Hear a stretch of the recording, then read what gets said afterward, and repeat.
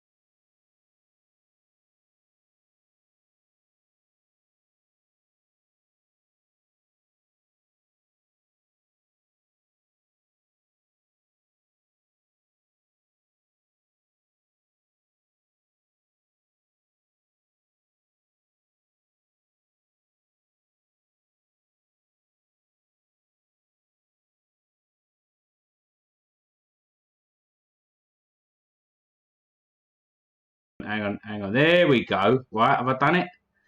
Have I done it? Camera, but no sound. Yeah, at the minute.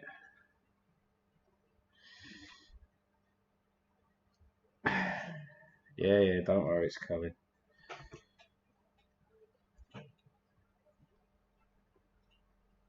So, hello Antifa, didn't see you there. I just fucking smashed it. That's what I'm talking about. I just fucking smashed it. Done it myself. Thank you, Diamond Dan, for showing me how to do this shit. Now I'm excited. Now I'm good. Now I'm fucking... Nico Suave is back in the building. In the building. So, let's go through. Hello, Spawn of Wessex. Hello, 1-2. Hello, Lee King. Hello, Mark Rowley. BS, what's happening? Ty Haggis, what's happening, brother? You good? Babs McKay, what's going on? Sean Stevenson, what's happening? Cookie Baby, what's happening? JM16, Davey G, hello, geezer, what's happening? My London brother. Mark Coyle, what's going on? TW, hello, Gorge. Little Jack, what's happening? G-Man. Greta Thunberg, the bollocks of a fucking name. Sky Chantel, hello, Gorge. The Shed, what's happening? Lee Hunt, what's going on? And Charles Maltel, how you doing, geese? Ollie Mac, yeah. Andrew Collin, what's going on? Muckham, what's happening? What's happening, Dean? Dean House, what's happening? Tom Wolf, how we going? Danny Byrne, as always. Danny Byrne, Lauren Me, Cole Smith, it's me. Yeah, my brother's a no go, he ain't coming on no more, whatever else, so there's nothing I can do about it, but let's not fret, maybe one day he'll be back, but as it stands, no, and there are reasons, bang and all that shit, because we've got to talk about Antifa, the lefties, the lunatics. Toon Lady, what's happening? Penders, what's going on? What's happening? It's nice when you like actually know people like in real life and they come on your show. It's fucking sick. It's a nice feeling. Sir J. Khan, what's happening? I've got a shout out to all my followers on Telegram. I hit 16,000 today. I know it's not a popularity contest, but fuck it, I'm fucking happy about it. So there we go. I'm drinking an old-fashioned, that's JD, bitters, a slice of orange, like peel, and smoked off with a match. And it's fucking good. And ice blocks in there. Oh shit, yeah, the Scouse joke. Hey, anyone new on here or whatever else, follow me on VK as well. I'm on the old VK and I've been double active this week for some reason. And I've saved myself a nice fucking Luis Martinez Silver Selection cigar for a little bit later on. And I made another pipe today. Another one. It's a slimline pipe, you know. A little bit on the old feminine side. So I'm going to smoke on that later, maybe. Maybe. Not too sure. We'll see. But for now, I'll finish that cigar. And let's get cracking, eh? Because we've got a lot to get through today. We've got Antifa, Black Lives Matter causing fucking problems, looting, rioting and stuff like that. I bet Martin Luther King fucking Jr. is turning in his fucking grave watching that shit.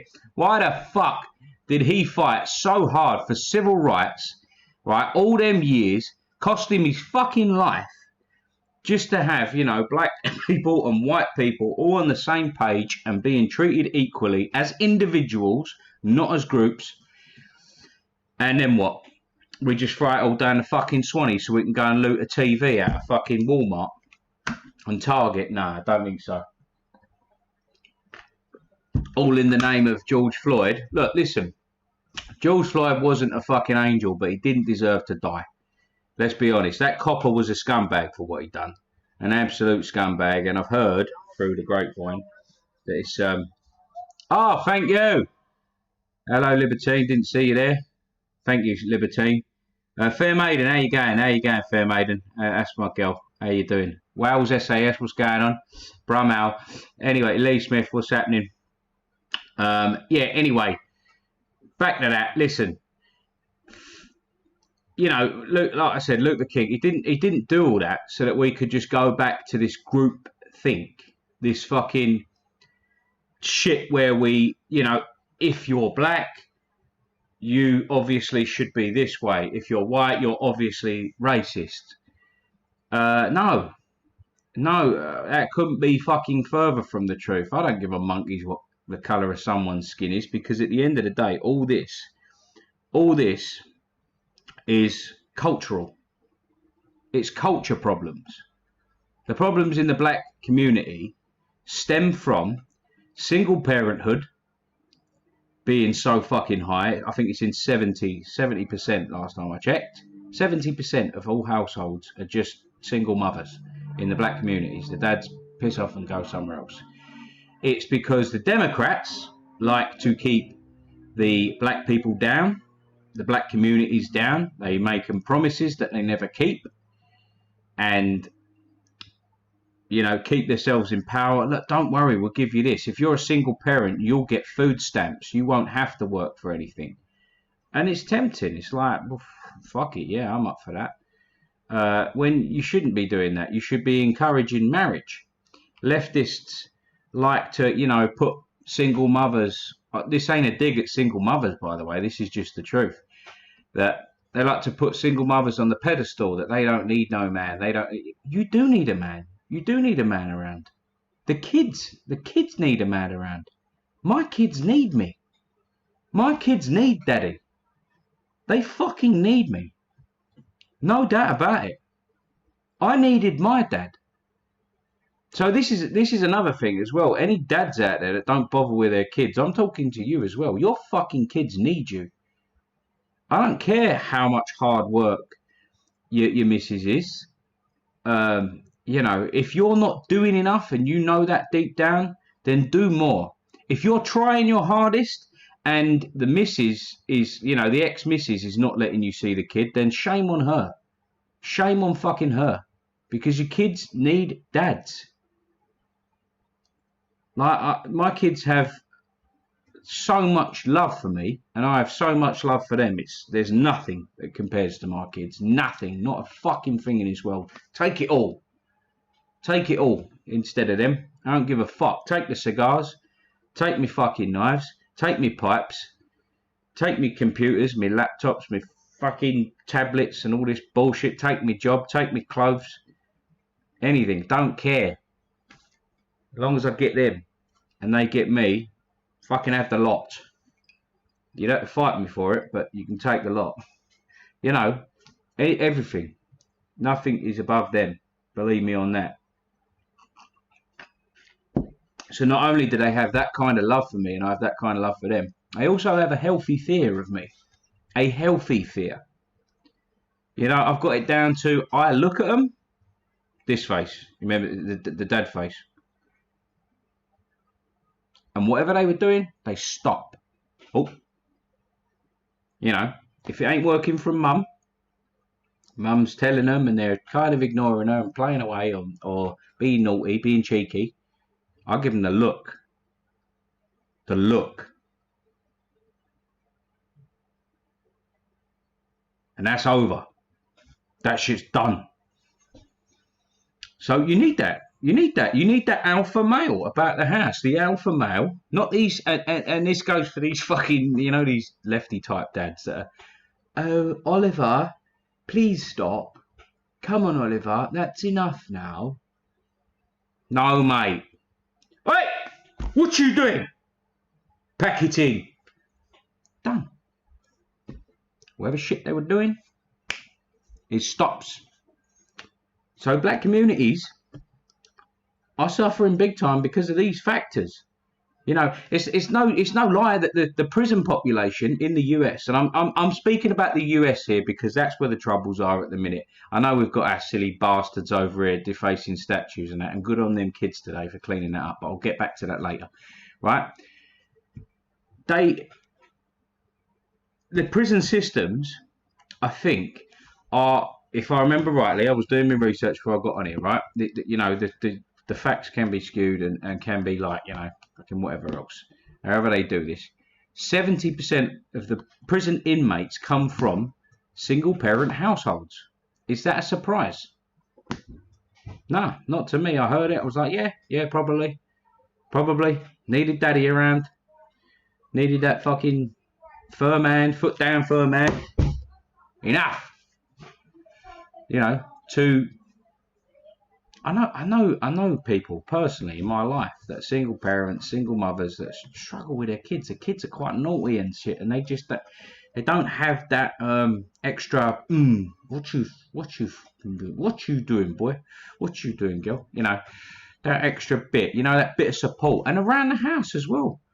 My missus, I support all the time. I just literally before I come on here done the washing up. She cooked the dinner for the kids and that. Cause I was getting home from work. I come in, do the washing up, run the Hoover over the place, and I've got my little jobs around here. So I pull me weight, and when things need fixing, Luke comes in, you know, and that's the way we roll. We do things together and that. And I think, listen, I'm no angel here. I'm no angel. I split with my ex-missus, but I have my kids, you know, 4 days of the week. And stuff like that. I'm getting married to another woman. I'm going to make sure I've got a proper family unit here, and I'm going to make this shit work. It didn't work out between me and my ex, but I stuck around. She always got every penny I ever earned. I pay for my kids. My kids don't go without, not a fucking second, not for a second. So they're bigger issues in the black community. Culture, the culture, the hip hop, gangster rap culture is a massive problem. For the black community, and I understand the attraction. It's aggressive. Young men like to be a bit aggressive, not necessarily violent, but that whole machismo thing. And the only macho music that's still allowed to be around and still promoted in big ways is rap. You know, rock used to be really macho. These days it's quite fucking nandy-pandy, mostly. You know, it's not what it was. You know, proper fucking rock music. You know what I mean?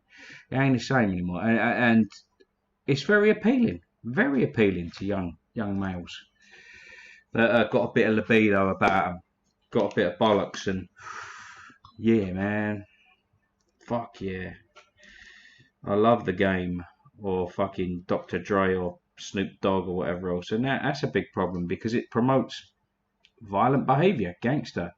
It sort of glorifies it in a way, and that's very attractive to young men. And you've got these same people like Snoop Dogg speaking out on politics and stuff. And over here we have what's his face, fucking Stormzy, and people like that going to nurseries. Stormzy going into a nursery to tell the kids that Boris Johnson is like the big bad wolf in it. That's true. That's a real video. You can watch that. He's like, yeah, Boris Johnson's like the big bad wolf in it. Like, yeah, all right. Let's listen to your music, mate. People getting bored up and jacked, and how it's a big struggle in the ghetto. Listen, mate, you don't live in a ghetto if you're sitting indoors playing PlayStation fucking 4 on a HD TV, playing FIFA with internet with your mates. That's not a fucking ghetto. I've been to Brazil.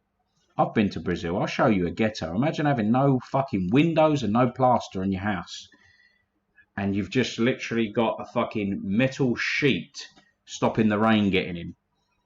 They're ghettos, mate, and they are proper shitholes. Proper shitholes. That's a fucking ghetto. Trust me. You don't want to go down there. Fucking that. So, food shortages are coming, are they? Lily fucking Allen. Yeah, that's right, fucking geezer. Press 1 to deport Stormzy. Fuck's sake. I don't know if he should be deported. He just needs to talk him to and say, listen, mate, you're not the one to fucking start fucking telling people, you know, about politics. You know, stick to the music, mate. Yeah, if you make decent music, it ain't my kind of music, but people seem to like your music. Stick to that. Leave the politics to the politicians. Yeah, I think musicians should keep fucking politics out of music. Full stop. Anyway, it's boring when you got to listen to an album and then you know what they're trying to say and it's all liberal, love-tard, fucking milksop bullshit. Leave that alone. And like I said, back to the point. The whole gangster rap culture has got a lot to answer for in the black communities because they're terrible role models. Like, I mean, what role models do the black kids have in America? They shouldn't be listening to these people. They should be listening to Thomas Sowell or fucking David Harris or the Hodge twins or Candace Owens or Neil deGrasse Tyson. You know, I know he's not on the conservative side as such. He's a scientist, but that's old-fashioned. It looks like Lucasade. Lucasade? Why would I be drinking Lucasade? That looks like Lucasade original. No, this is an old-fashioned. It looks like Lucasade original. It smells like it too. Fucking! I told you your nose don't work. I told you that does not smell like Lucasade. It smells like Lucasade. No, orange. it don't. No, it don't. It does. No way in the world. And you just reminded me I need ice. Are you coming on here later? No. Yeah, get dressed up and come on here, Bitterman. The people want you. The people want you. Should I get Bitterman on?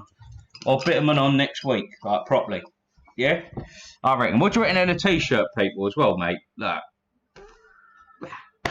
Thought I'd wear something to trigger them. Ha! Get it? And, yeah, man. Are you pro-white, Luke? Pro-white? Yeah, yeah? What's wrong with white? There's nothing wrong with white people. I'm not pro-white, as you might think or say. I don't know what that means. How about that? I don't know what that question means, like pro-white. I'm not anti-white, that's for sure. It's a weird question. Stormzy's a dickhead, I agree. Oh, Bitterman, yeah. Get Bitterman on. Behave, Bitterman. Yeah, behave, Bitterman. Yeah, like, this is an old-fashioned. Literally, if you look up the drink, the ingredients and that, this is an old-fashioned, a bourbon old-fashioned. And she said it smells like Lucasade. No way in the world. No way. No, it doesn't. It smells like orange, not Lucasade orange. What the fuck? It's a big difference. It's got an orange peel in it for zest. What does Lucasade orange smell like? It smells like Lucasade orange. It doesn't smell like an orange. It does smell orange. Listen, not all drinks with orange in them are Lucasade orange. But all Lucasade orange drinks do have orange in them. Yeah. That's the difference. Whatever. Very simple. Whatever. Shut up. Fuck out of here. Where was I? Oh, hello, Antifa. David O'Brien. What's going on? Yes, Candace Owens is a wonderful role model. Absolutely. Has anyone seen Luke's Bit? Luke's Bit? What do you mean, my bit on the side or what? Oh, Little Pete, dark rum and coke. I've got some dark rum up there. Lamb's Navy rum. Absolutely fantastic drink. She's kind of hot. I'll give you that, Cookie. She's kind of hot. Nico Suave knows what she looks like. Nico Suave's met her. She'll attest to that.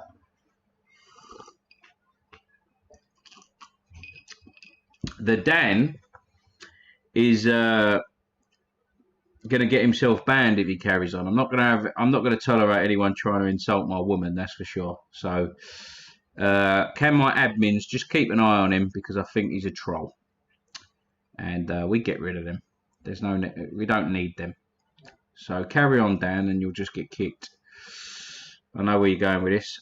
Evening, Jimmy the Saint. What's going on? So yeah. Anyway, these are three major problems that are way more of an issue in the black community than white people. Don't get me wrong, racism exists. You do get biased policing every now and again, but it's few and far between. You know, it is few and far between. When you've got like, what have they got in America? Is it 20 million coppers? Let me fact check myself. How many police officers are in the US?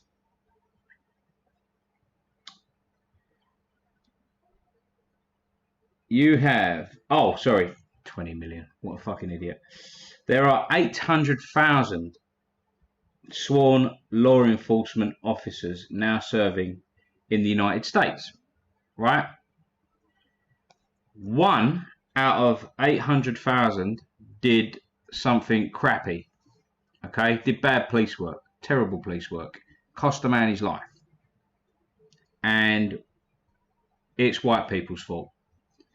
That makes no fucking sense, right? That's racist. In definition, by definition, blaming a but blaming 69% of the US is white, right?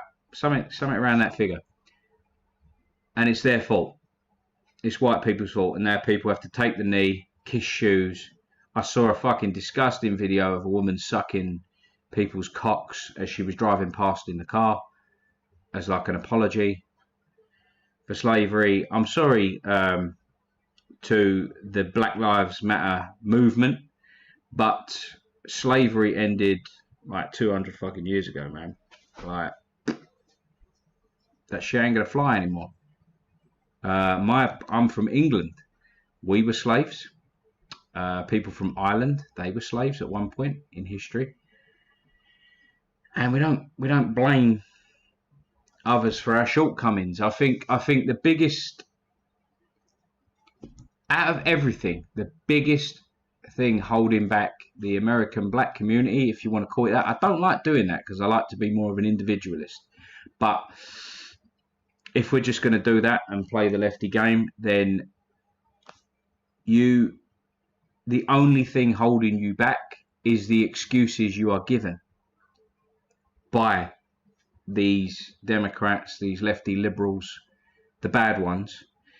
That's the only thing holding you back, is these excuses that no matter what you do in life, you will always be held back by this faceless, shadowy fucking oppressor living in the background and keeping you down no matter what you do. All these sort of excuses. Don't bother, because whatever you do, racism will stop you.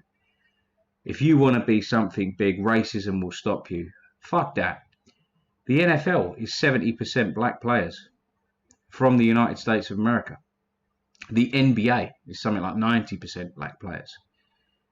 These are athletes. These are higher paid athletes. The music industry is countless black artists. Countless. Earning fucking fortunes. Earning absolute fortunes. These NFL players are some of the highest paid athletes on the planet. Boxers. No boxer in the history of boxing, and that's been around a long fucking time. Professional boxing, Queensberry Rules, has been around a long fucking time, well over 100 years. The highest paid athlete from that was a black guy, Floyd Mayweather Jr.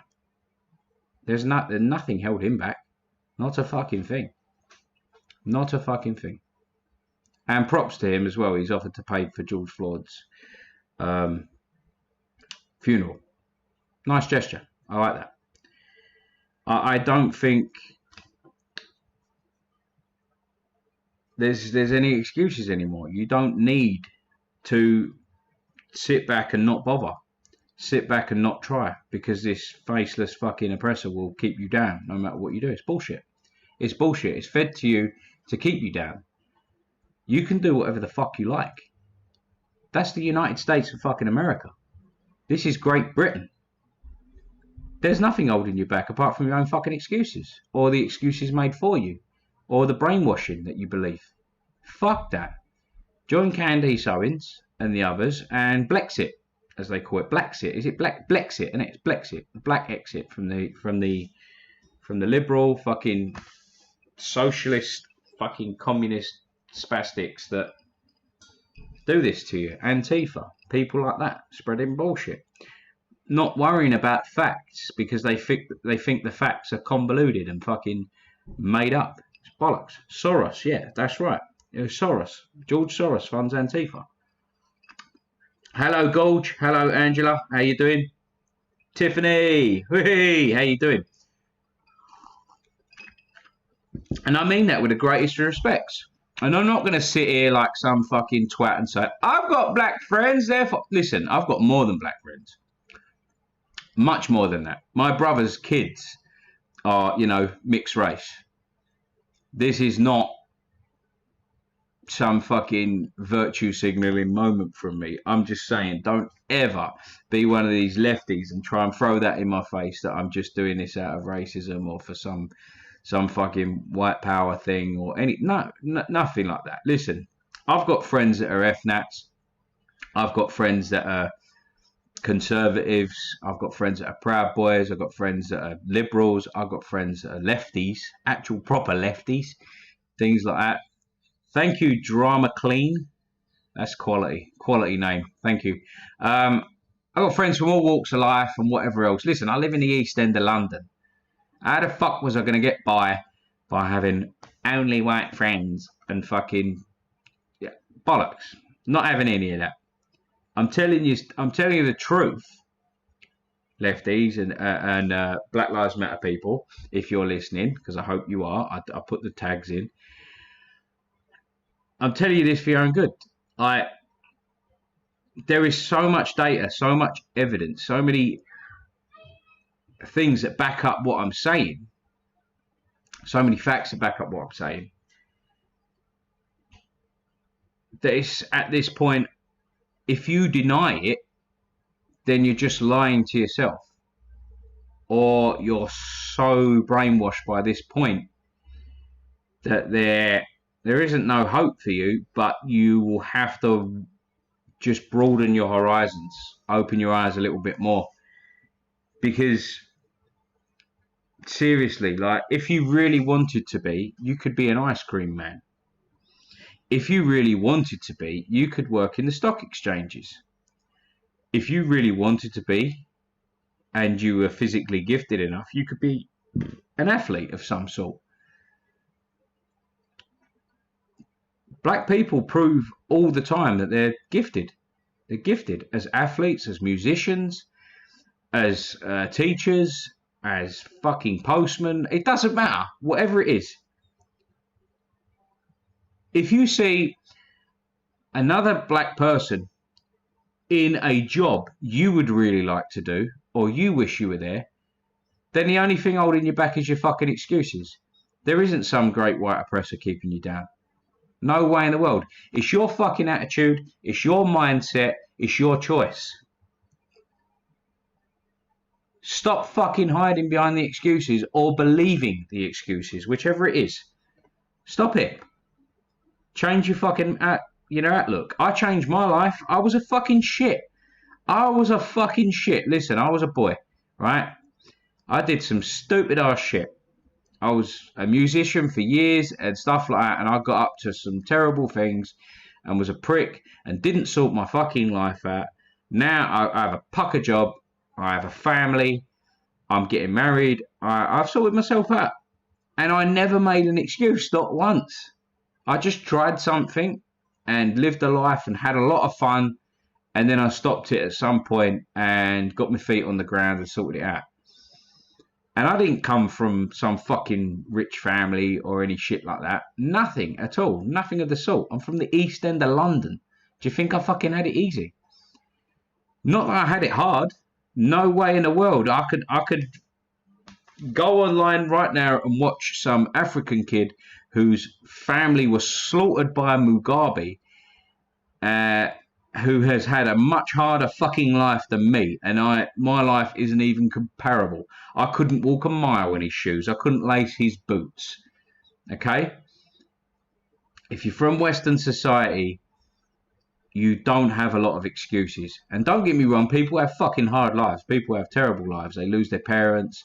They come from orphanages and things like that. I could name you 5 fighters off the fucking off the tip of, top of my head, right?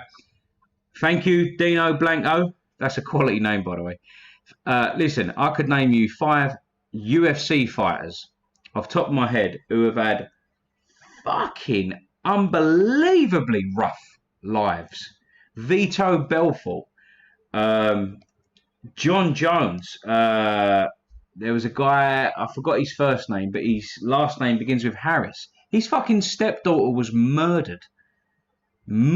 Kidnapped, murdered, and dumped. And he still gets in the fucking octagon and has a tear up and earns some money. And he does it all all for her. Listen, Only thing ever holding us back is just the mindset and the excuses. And the left, the liberal left in America and Britain have got a lot to fucking answer for, making these fucking excuses and giving people these stupid mindsets that no matter what you do, you'll be held back and there's no point. Trust us. We'll give you everything you need. And that leads me to another point with the black communities in America that holds them back and does them no favours whatsoever. And it's a little thing called affirmative action. Affirmative action, for those that don't know what affirmative action is, it's basically America has SAT scores at a certain point in school, high school. That's what it was, high school. And you get SAT. You sit your SATs and you get scores. Black kids, I think is it certain states that do this, or is it the whole of America?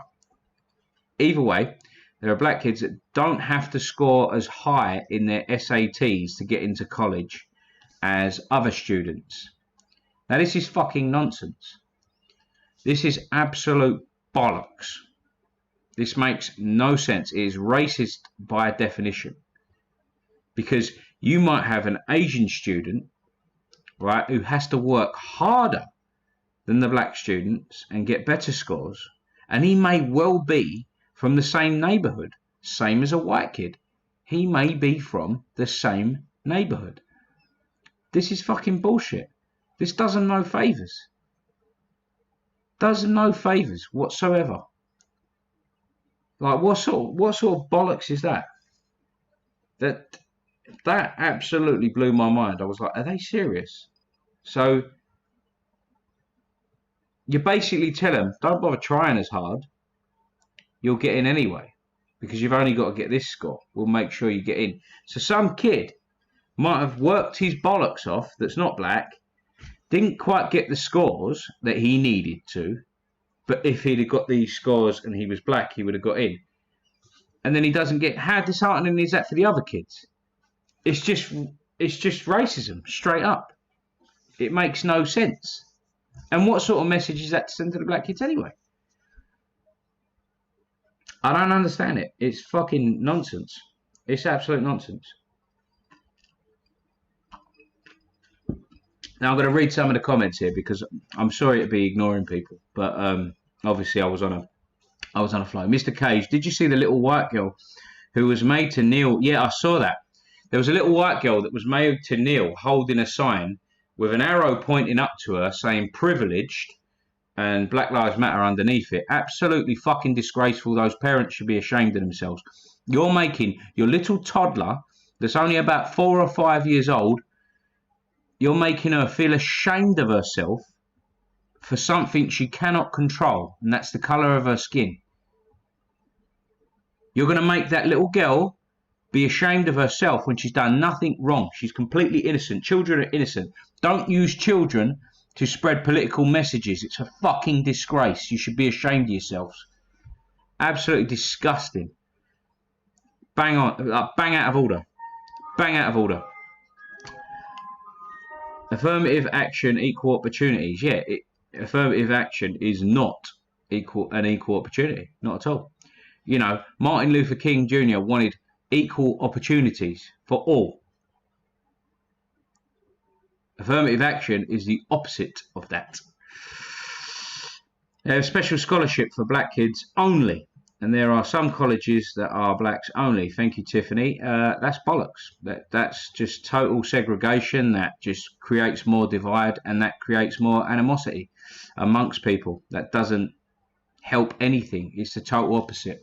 It's the total opposite. It's basically what we had in the 1950s, you know, under the Jim Crow era, in the other way. Colours reversed. That's the way it's getting. I'm not saying it's the same thing, but it will get that way if you're not careful. It's bullshit. Yes, man. What is the least racist country? That would be the United Kingdom, to be honest. Pretty much. You could hardly find me a less racist country. Luke, why aren't you Prime Minister? Why ain't you my Prime Minister? Because fuck that job. It means I would have to lie, and I'm not very good at that. She will need a psychiatrist when she's 20 years old. She fucking will. She really will. Drama Queen. Little Pete, what's happening? Richard Lowe, child abuse. It is child abuse. Absolutely. My fellow pipeman. I'll be lighting that later. Don't you worry. Hi, Luke. How's tricks, bro? Shadow Man, what's going on? Yeah, I'm good.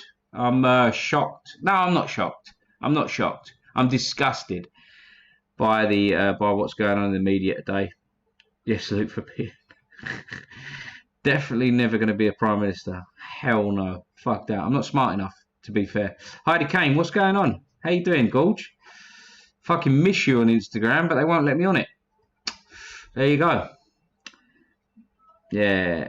Was Ben Hammond born in the UK? Ah, the legend of Ben Hammond.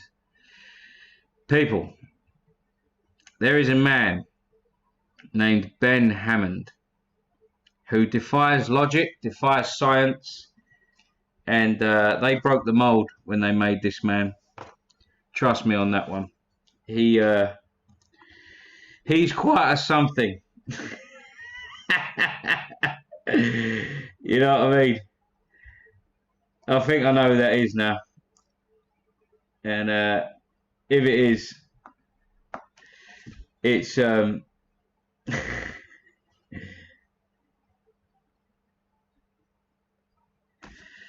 he's something else.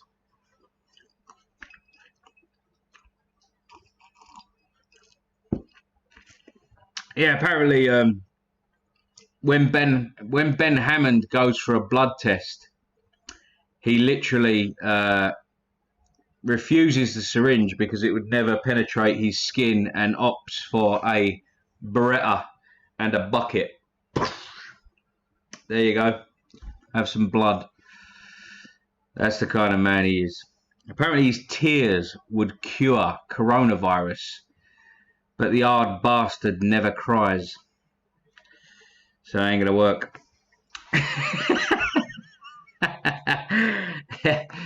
How we going? Thank you, Heidi. Heidi's a good looking girl, mate. Trust me. Sean Blackman, what's happening, dude? Phil Raffy. Yeah, this back to the task at hand, and the other thing is, right, the mainstream medias, that's the CNNs, that's the fucking that's nice one, Dog Pound. Anyway, so the mainstream media seems to be almost, they're being very snidey about it, but almost promoting these riots, sort of giving them legitimacy, legitimacy for the rioting and the looting. And a lot of people on places like Instagram, Facebook and that are making excuses for them. It's because black people were oppressed. That's what the riots are for. You've got to understand the violence is for a reason. Things like that. And that is utter fucking nonsense. Look at, was it Louisiana or Louisville, where a black policeman off duty was killed. He was killed during these things. So I've got to say it, when you see these videos of people looting shops, videos of a man dragging a cash machine, one of those ATMs, the ones that freestand, dragging it to a bus to get it on it to take it home, stealing TVs, raiding Walmarts, things like that. You've got to say that the whole Black Lives Matter thing being the reason for why this is happening is utter bollocks, mostly. I do believe there are legitimate protesters and things like that, and people that want some justice done, and they're going to make sure the justice is being done because things have happened in the past. and it goes for everyone. There's a good documentary on Netflix called The Innocence Files, if anyone wants to watch that. It's really interesting, it's really good. Where innocent people were thrown in jail and there was definitely police corruption. Things like that. I get that. But mostly, the majority of these riots and protests are nothing more than vandalism, looting, and just general immoral behaviour. No doubt about it. I think that it's gone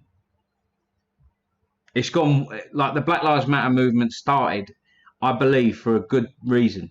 But then you got Antifa people involved, and there's videos of them handing people cash to riot. You've got them being given bricks, pallets of bricks, things like that. It comes down to just a lack of common decency now. A sheer lack of common decency. Listen, Martin Luther King got so much done for civil rights back in the day, and he never burned one car. He never burned one car or looted one shop. He marched. He did legitimate protests. He spoke. He was very well spoken and knew what he was talking about and knew what he wanted. There was a goal at the end of it. I've seen people standing there talking about why they're at Black Lives Matter protests and stuff like that, and some of them don't even know why they're there. One of them even said it. You know, he was asked by a journalist, "What's your end goal at the end of this?" He said, "I just hope I get some pussy at the end of it." Says it all. This is not the same. This is not the same day and age. This is not 1950s America anymore. You don't have lynch mobs running around. Well, Jussie Smollett would like us to believe there's lynch mobs running around, but that was proven as bollocks as well. It's not 1950s America anymore. It's not Jim Crow era anymore. It's not. It's just not. Fucking bollocks. It's people being immoral and using this as an opportunity to loot, steal, and get a TV. Mostly.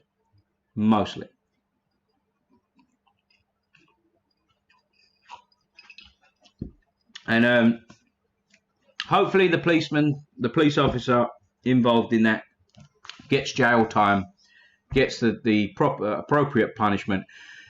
And then we have Donald J. Trump. God bless Donald J. Trump. He spoke nothing but truth. Spoke nothing but truth all through this, and has been a man who's shown real character. And I love the pressure, even though the mainstream media are against him. I love the pressure he's put on these mayors of these states, you know, these politicians in these states that are not doing their jobs properly, that are not setting the police up properly, not giving the police the orders to go ahead and start dealing with these rioters and looters and people like that. He spoke fairly. He said to them, listen, he didn't say he was going to do it. He said he would if he has to. If you don't start getting this shit under control, I will send in the army. And he has every right to do that. It happened in 1992. It happened in a state in America where I think the mayor of that state wasn't allowing black kids to go to schools and things like that, so they sent in the military to deal with that situation. It's worked. So Donald J. Trump has every right to fucking do that. It's well within his powers. He's not overstepping the mark. He's made a direct threat or promise, whatever you want to call it, that if you don't start fucking pulling your socks up, I will fucking do it for you. We need to get these people under control because this shit is getting stupid. You see a man hospitalised for defending his shop. And then you've got civilians taking up arms. God bless those American civilians that are getting up and getting something fucking done about it. Taking their guns to the streets. They've got every right to carry. They've got permits and stuff like that. And they're dealing with these rioters and looters. You are not coming to our town and smashing this place up. Don't you fucking dare. And I saw a guy, a brave guy, run up to an Antifa writer that was standing there with an AR-15 type weapon, and the kid didn't even see him coming. He was that quick, put the gun straight in the kid's chest and said, hand me your gun, hand me your gun. Took the gun off of him. Fucking fantastic, brave man. I'd love to. Listen, mate, you want a drink on me? I want a cigar on me anytime. Fucking come. We'll do that, brother. Whoever that man is, God bless you. Brave man. I don't suggest anyone else do anything like that because it's very dangerous if you don't know what you're doing, but he clearly did. He's probably ex-military or a very highly trained man of some sort. It was superb. And now it's cigar time. Just like this. Because this one's for you, Donald J. Trump. Fucking, hey, thank you, Henry Jazz. Henry Jazz. And while I'm having a cigar, any questions or comments or whatever, I'll get through them now while I have this cigar. I've said most of what I need to say about this. I've been on a bit of a rant, bit of a tangent. But let's get them good comments in there because there are some fantastic ones and I'm really missing them. I'm really trying to keep up here. But, oh, mate. That is a good cigar. Luis Martinez Silver Selection. I have two of these. Let's try this one first.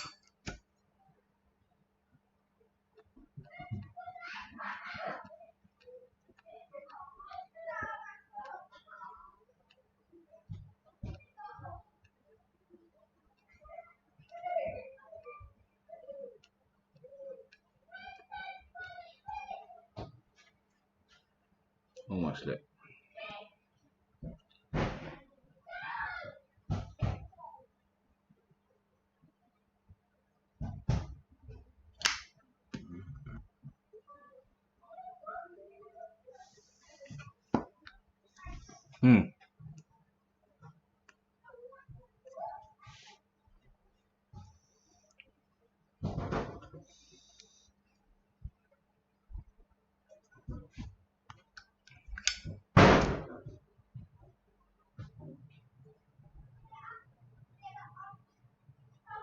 Pretty well.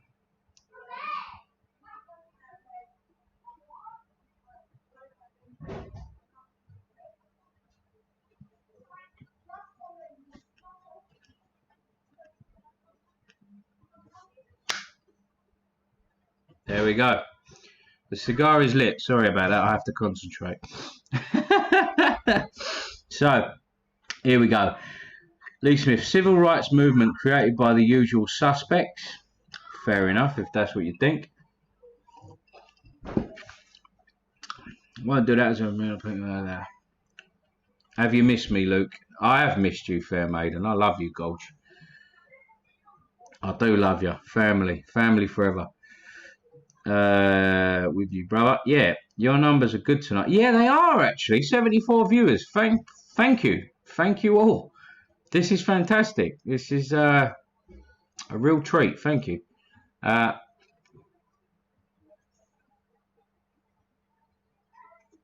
sounds of children. Yeah, that's next door. Next door's kids playing outside. Fucking hell. They're loud. Can see there's a few creeps. Yeah, probably a few creeps. Richard Lowe, a Facebook messenger. Nice one. If it's about me lighting with a Zippo, bollocks. Them cigar snobs that don't like their cigars with Zippos because it taints the flavour and all that. Fuck off. Stop talking out your ass. I've tried it for years. I've tried both ways. And I've even lit a cigar for another cigar smoker with a Zippo, and he never said a fucking thing and smoked the whole thing. And I said, did you know that was lit with a Zippo? And he's like, oh, okay. Yeah. Full of shit. Bollocks to them. Rubbish. Don't worry about being late. Big boy time, Luke, and God bless Mr. Trump. Damn right. God bless Mr. fucking Trump.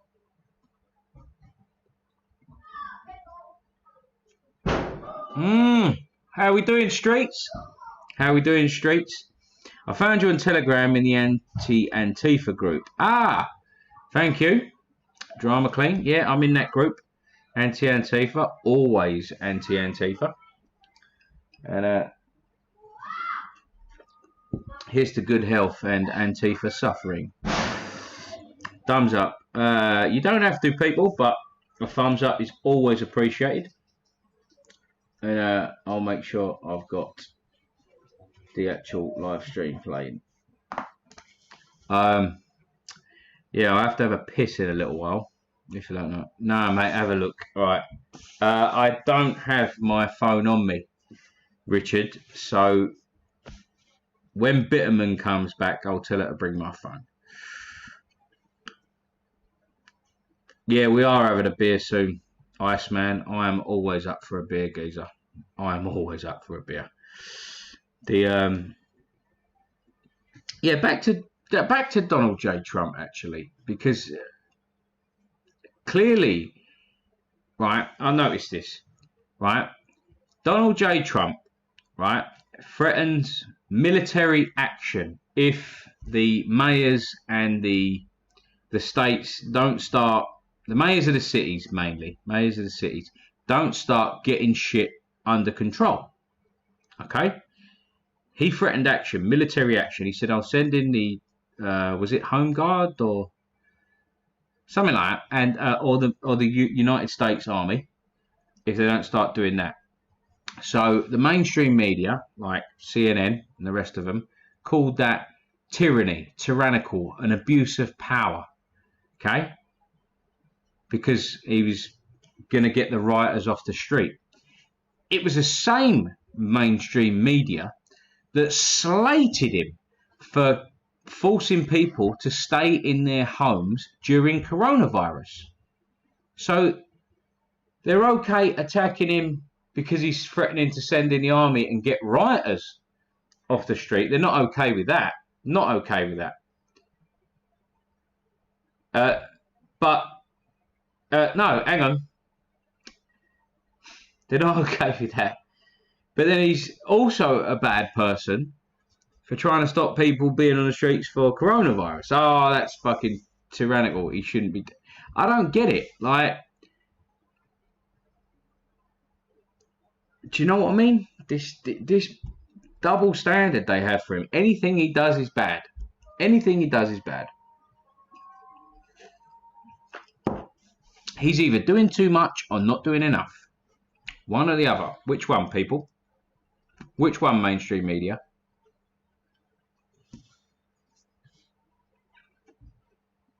The Don is the Sun God Emperor. National Guard, sir. National Guard, that was it. Well done, Ty Haggis. I love the Alexander Sangmore. Nothing better than a couple of brothers kick back and tunes in beer. That's right. And the cherry on top for the Don, as my friend Dave G just pointed out, the cherry on top for the Don was putting into motion, making Antifa a terrorist organisation. Now that's something to smile about, because they are, by definition. Anyone that uses violence for political gains is terrorist. And that is fucking bang on. Luke Smith, yeah, lovely to see and hear the lovely voice again. I miss you. Keep up the good work, Luke. You're a hero. Got to go now. Thank you, Heidi. Thank you for tuning in, Gorge. Really appreciate it. Danny Byrne, Trump has outclassed every opponent. Hillary, the Democrat. Yeah, Joe Biden has no fun. 69! 69 viewers! 69! My favourite number ever. Thank you.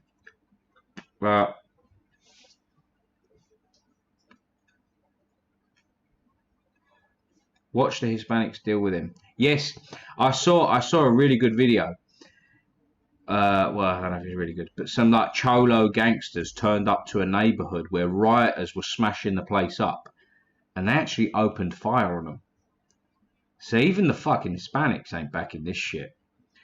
Like Hispanic gangsters, like, whoa, you fucked with the wrong neighborhood, didn't you? You really did. You really fucking did.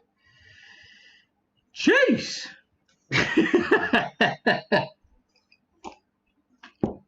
But yeah, fuck all that.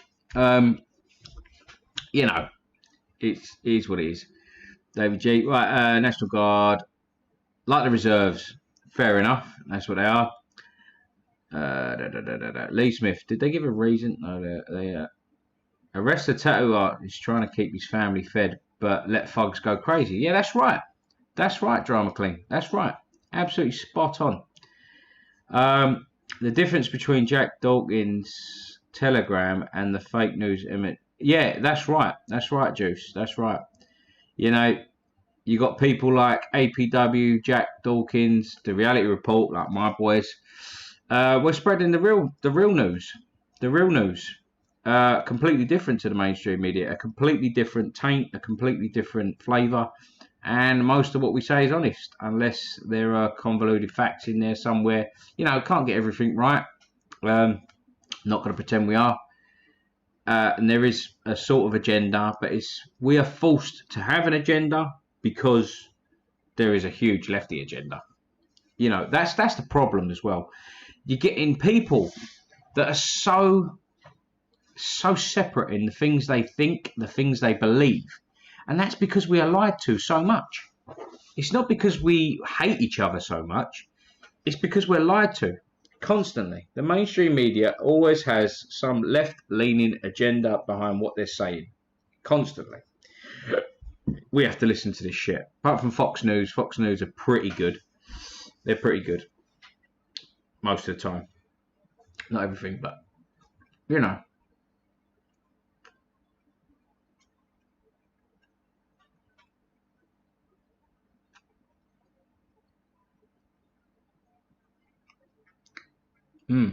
There's some hickory in there.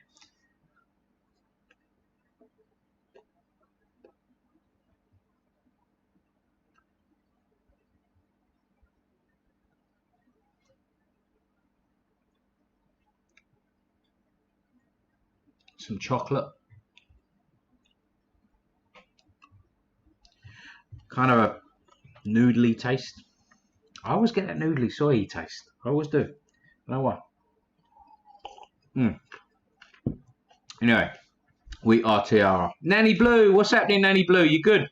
Robbie Fry, how we doing? We are TRR, Streets UK. Love you, brother. Love you, brother. God bless you. And God bless everyone in this chat, whether you're for God or not. Don't care. God bless you anyway. Drama Clean. Fox is getting worse. The Murdoch boys just want to be invited to the cocktail parties. Yeah, I get you. I get you. Fox News isn't always good, but it's better than CNN. That's I mean that's true. That much is true. Little P. Tucker Carlson. Yeah, mate. Tucker Carlson. You can't cuck the tuck. Tucker Carlson just smashes it, mate. Smashes it every fucking time. Well, I love that guy. I love him big lots. Soy boy. Fuck you, Ty Haggis. Fuck you. Can your mum sew? Tell her to stitch that. Yeah. Give you a Glasgow kiss, son.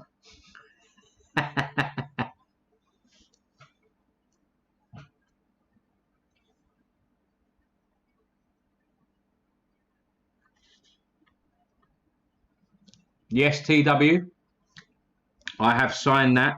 TW said, has anyone signed the petition to make the government declare Antifa as terrorists in Britain? Britain First shared this. They shared the petition.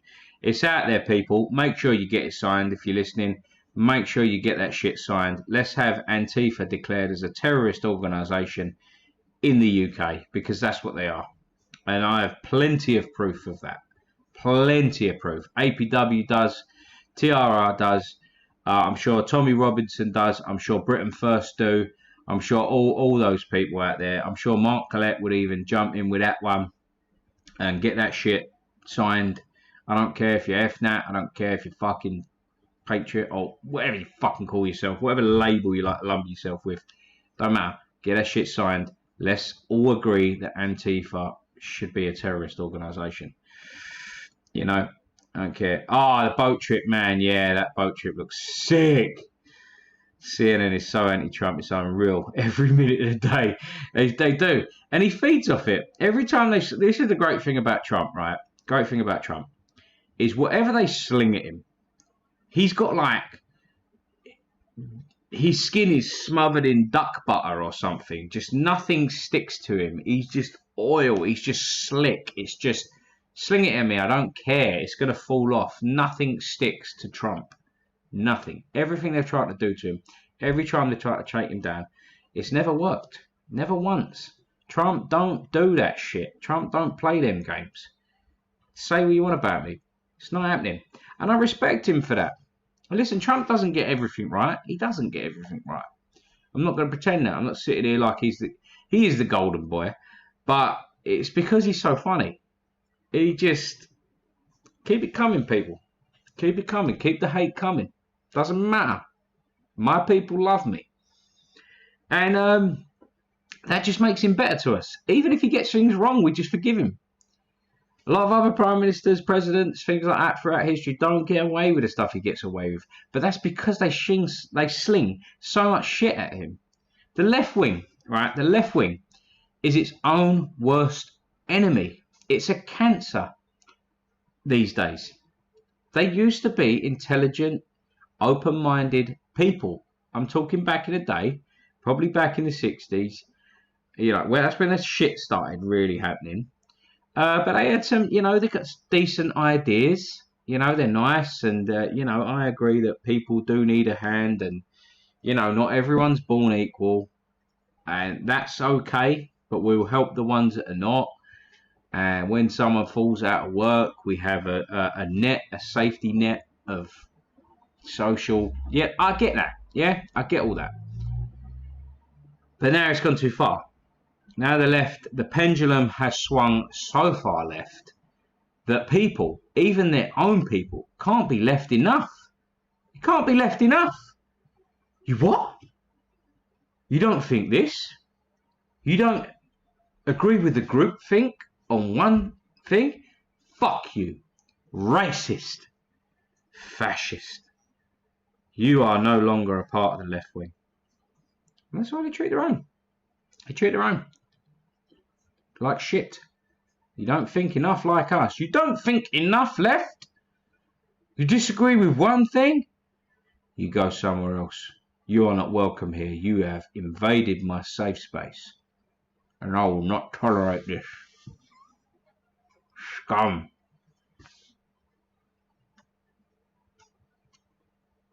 Nazi.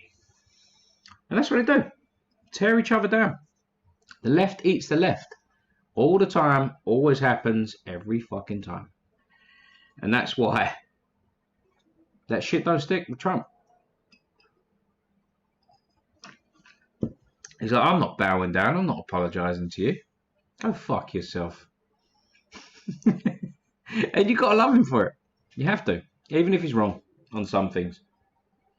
I can't think of anything, to be fair, but that's just the way it's got now. You know, I try and be as fair as possible. I don't get everything right, and I don't pretend to, and I don't know everything.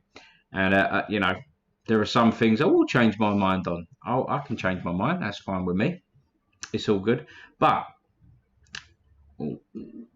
with the left, you can't change your mind. You can't change your mind. You what?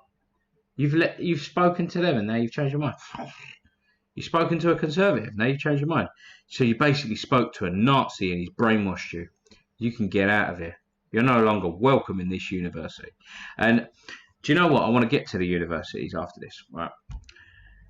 But that's the way the left eats itself. I think they did the same thing to Sarah Silverman. They destroyed her. Kevin Hart. Someone dug through his tweets from fucking 10 years ago, where he tweeted about if his son come home gay, he'd say something to him. It was nothing. It was a joke. And they tore him down, and then he didn't present the Oscars. What a fucking waste that would have been. That would have been great to watch Kevin Hart up there tearing Hollywood to pieces. I'd have fucking enjoyed that, wouldn't you? I certainly would have. I mean, he's no Ricky Gervais at the Golden Globes, but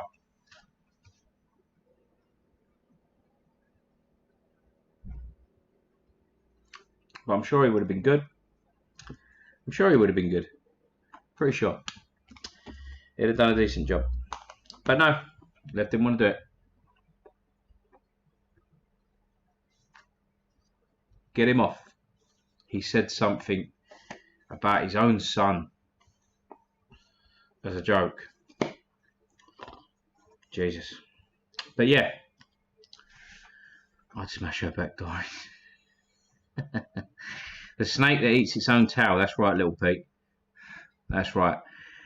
And yeah, I want to get to the universities, okay? Because the modern day universities are no longer a place of free thinking and sharing ideas and being good with each other anymore. That's abundantly clear, and I'm probably preaching to the choir when I'm saying this. But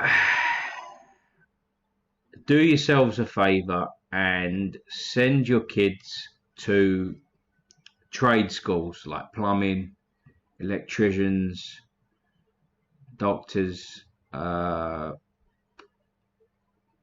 carpenters, building work in general, anything like that. Don't send them to the social sciences or those kind of lectures or those kind of places at all, because they are so indoctrinated nowadays that they're even trying to ban the Daily Mail newspaper. Now listen, we don't like the Daily Mail, do we? We don't like the Daily Mail. Fuck that shit. But I don't want it banned in colleges or universities or anything like that. Not at all.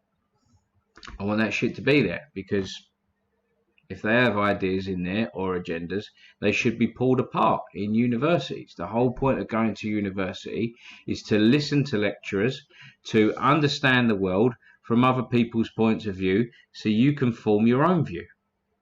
That's the whole point, to dissect ideas, dissect history, and pick things from it and form your own opinions through listening to others. And you know, you get told things, you get told black, you get told white, and you form grey and figure out who you are. That's not like that anymore. The universities are nothing like that anymore. They are liberal indoctrination centres, you know, where you'll go there and do some fucking pointless course like lesbian dance theory or fucking progressive art or some bullshit that won't get you a job. At the end of it, you'll pay 50 grand, be in complete debt, come out of there, and then blame the white man for why you don't have a fucking job. Or the patriarchy. These places are just full of feminists and milksop libtards that don't really know anything about the world but yet want to fix it. And it's like what Jordan Peterson says, tidy your fucking room.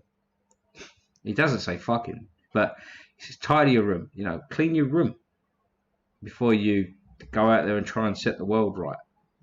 Clean your room. And that's basically what he's saying is, if you can't get your room in order, what makes you think you can get the world in order?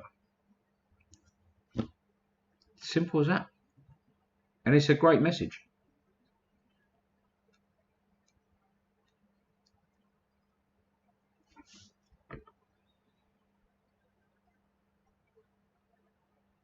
And it's not only that he's saying. It's not only about cleaning your room.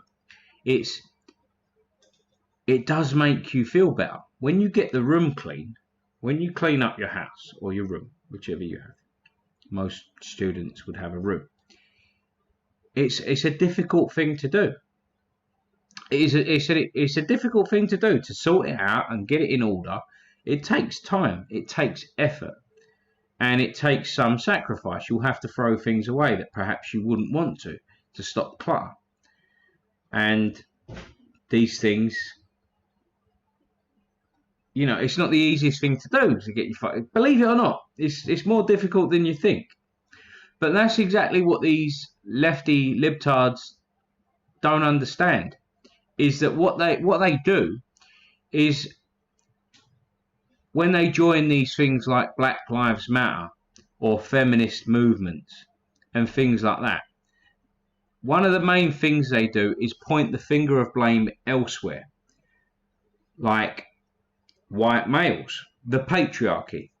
It's your fault. It's your fault that I don't have X, Y, and Z, and these oppressed people don't have ABC. It's your fault.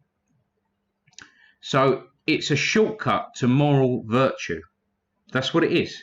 That's what being a progressive, liberal, libtard is these days. It's a shortcut to moral virtue. You don't have to sort yourself out. That's difficult. Sorting yourself out is a really difficult thing because you have to see what's wrong with you. And a lot of people can't handle that. They don't like to be told or to find out that they're not as fucking virtuous, they're not as good, they're not as morally sound, they're not as perfect as they might possibly think they are. So they don't have to do that difficult thing. And that's the same as cleaning your room. You don't have to sort out your own room. You go out and tell everyone else where their flaws are. So it's a shortcut to moral virtue. You go out, you point the finger at me or you lot, and you say, you're a racist, you're a fascist, you're a white male, you're a patriarchal fucking person, you're a cancer because you don't believe in feminism and you're a woman. You don't have to do that. You don't have to face your own problems. You can do that and bring someone else down in order to put yourself up in the fucking in the virtuous levels that you wish to be, which is only a temporary fix for anything. And in the world around you, you're bringing others down. You're making others do that, and then you can just shout at someone else, you're the problem, you did this, you're fucking why black people can't get jobs, you're why my lesbian dance theory career is not kicking off. It's your fault. Instead of looking in themselves and saying, right, I need to fix this, I need to sort this out, and that's what clean your room really means. Sort yourself out. Because trust me, right? Trust me. If you sort yourself out, people notice that more than you know.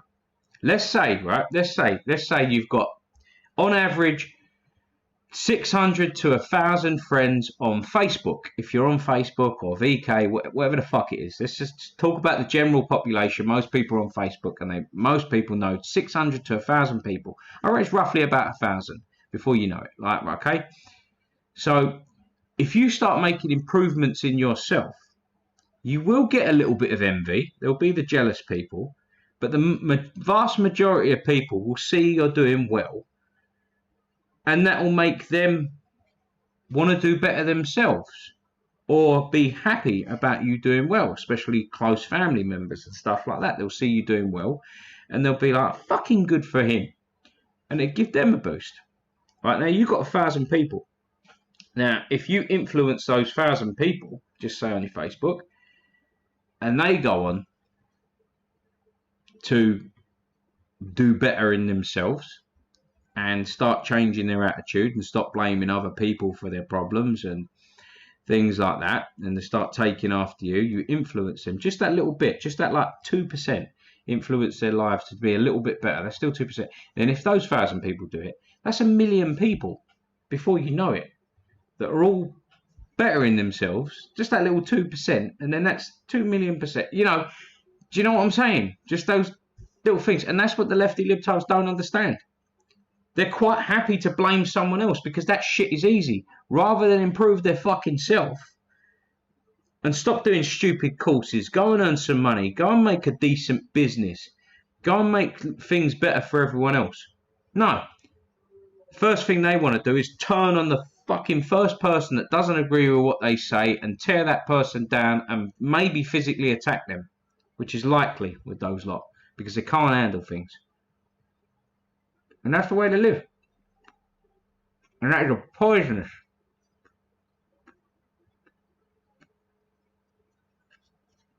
poisonous way to live. It's bollocks. It's putting the blame elsewhere rather than sorting yourself out and realizing that you do have flaws too.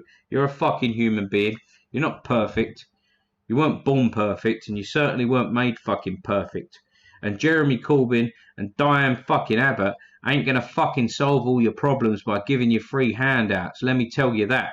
And neither is fucking Bernie Sanders, and neither is Joe Biden. Those free handouts will only last so long. And then what? Then you're on your ass, and then you're on your own. And then what happens?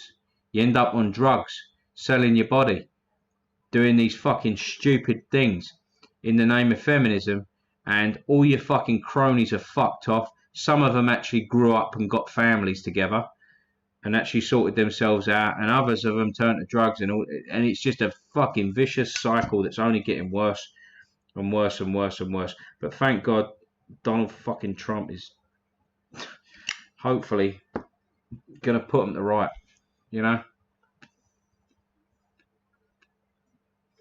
Yeah, that's right. That's right, little Pete. Lack of responsibility is weakness. It is weakness. You know what old-fashioned men used to have to do?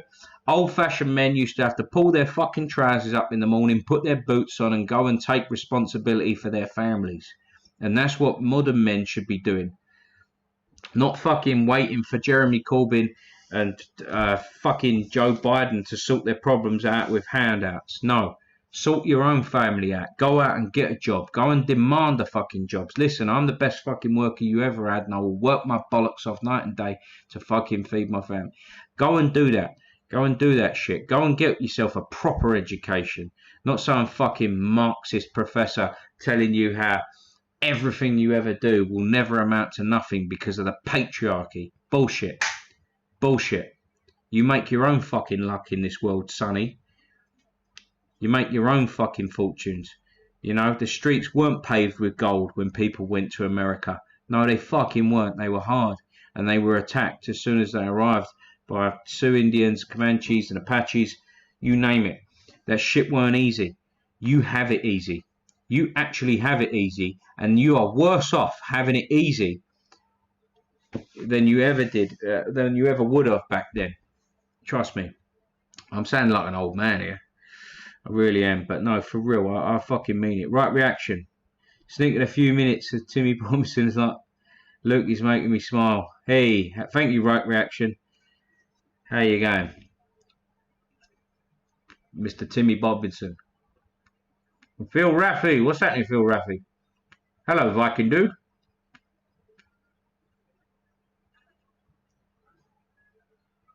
Yeah, there are. There are a lot of fucking plastic men out there. And they're no good. They're, you know, basically action men or G.I. Joes. They're not real men anymore. And we need to really have a word with these people. Do you know what? I'm going to release a video tomorrow. I'm going to release a video. And it's me talking to a bunch of lefty students in Manchester. And they were shit scared when we approached them. They thought we were going to attack them because they were on the opposite side during a protest. They protest minute silence for the Manchester victims. And it wasn't good. But rather than attack them, we approached them and actually spoke to them and explained that we're not racist, we're not this. I'll release that video tomorrow. And I want more people to do that. To talk to these. I know it's difficult. I know how fucking hard it is. Trust me. These students, they're not easy to talk to. They're so brainwashed. They're so indoctrinated. But trust me, you can get through if you say the right things and try and understand it from their point of view first and then explain yours and then see where you agree on certain things and focus on that and then try and pick apart where they're wrong. Don't go in with that. Show that there's some similarities there first. Then pick apart their ideas. And do it in a nice way, not a muggy way. Don't tell them they're fucking stupid and they're wrong, even though they possibly may be. Depending on the way they act to you, I think you can get through. You can get through. It was good. I offered them a beer. I sat there and went, "Yeah, do you want a beer? Have a beer with me."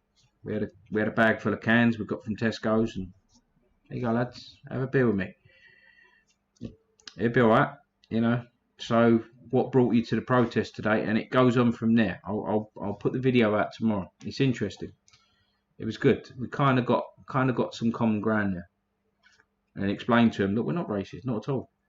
He said we're not what you think, despite what your peers have told you or your university lecturers have told you. It's all bollocks. Hey, Magnus Morsang!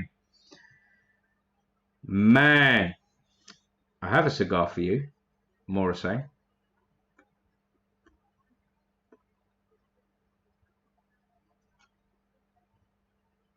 The next time we meet for alcohol, nicotine and conversation, I shall supply you with your hard-earned cigar, sir. I shall supply. It's on me, mate. Here we go. I'll answer some questions finally. Fucking hell. Been ignoring. Tommy Robinson about to be arrested. Is he about to be arrested? Fucking hell. What's happening there? Black Lives Matter protest in my city on Saturday. I intend to go talk to them. Good man. Good man, Black Keo. Good man. Go and talk. Have a conversation. See what you get. See what you get. Be careful.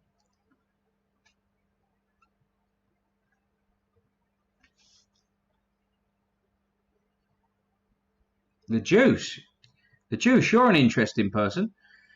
My life was on the skids. I joined the French Foreign Legion, saved my money, and got a load of qualifications. 5 years, job done. Back home to the UK. Is that true? Is that true? I'm not calling you a liar or anything. That's just extraordinary. If that's fucking true, that's fucking amazing. Oh, Nottingham. We lack strong, responsible male thinking. We do. That's it. My cigar is much desired post-lockdown, sir. Yes, and it is yours. It is sitting in my humidor as we speak at 69% humidity. Perfect. Perfect temperature, perfect humidity. It will be beautiful. It will be a beautiful moment. Well done, the Juice. Yeah, well done, the Juice. Fucking hell, what a geezer. Nottingham has a large black community. Does not surprise me. Yeah, I get it. Listen, you've got to understand, obviously, where they're coming from, but it's not it's not really the black community's fault. It's the liberals that feed them this shit and tell them they're hard done by and tell them they need them and stuff like that. So, just give me 2 seconds, people. I'm just gonna have a toilet break. It'll take me just a couple of minutes, and I'll be back. I really need to be.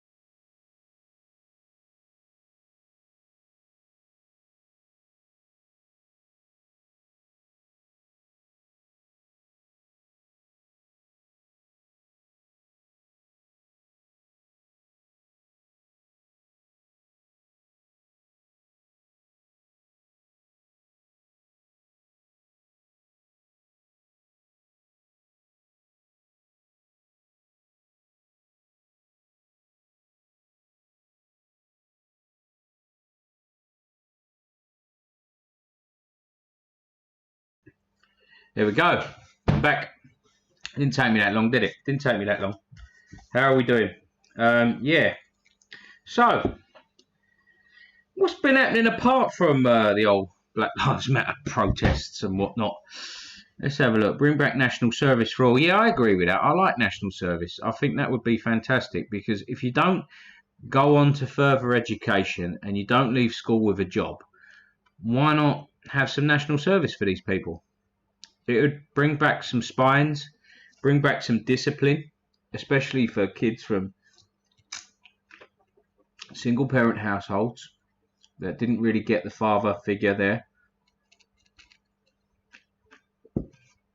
which seems to be the usual, why not?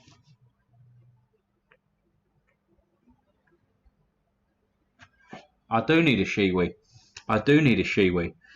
Timmy Robinson. That's about fucking right. That is about fucking right. Juice, I always fancied joining to rep Stranger?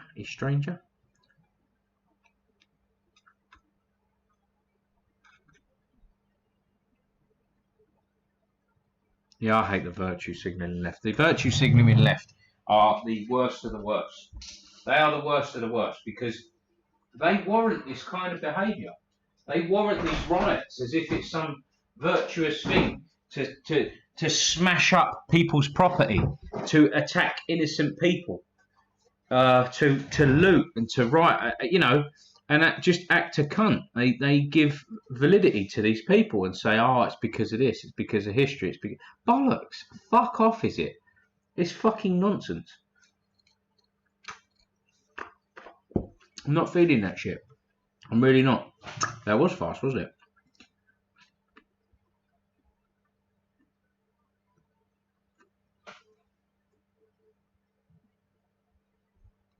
That's right, Andrew Collin. That's right. The thing is, with the left, with these Marxist, progressive left, they genuinely believe that the government is corrupt and all stuff like that. And that shit's true.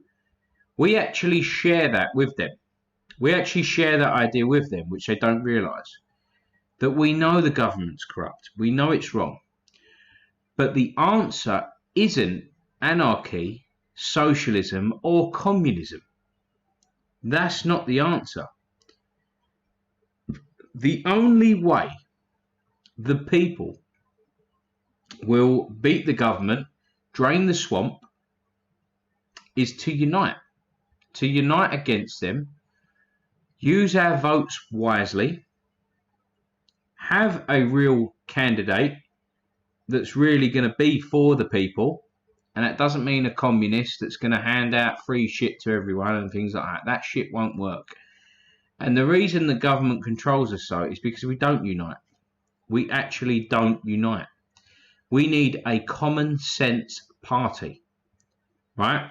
Now, I do have an example of someone like that, and if anyone knows a former pro wrestler, I think he was a Marine, called Jesse Ventura.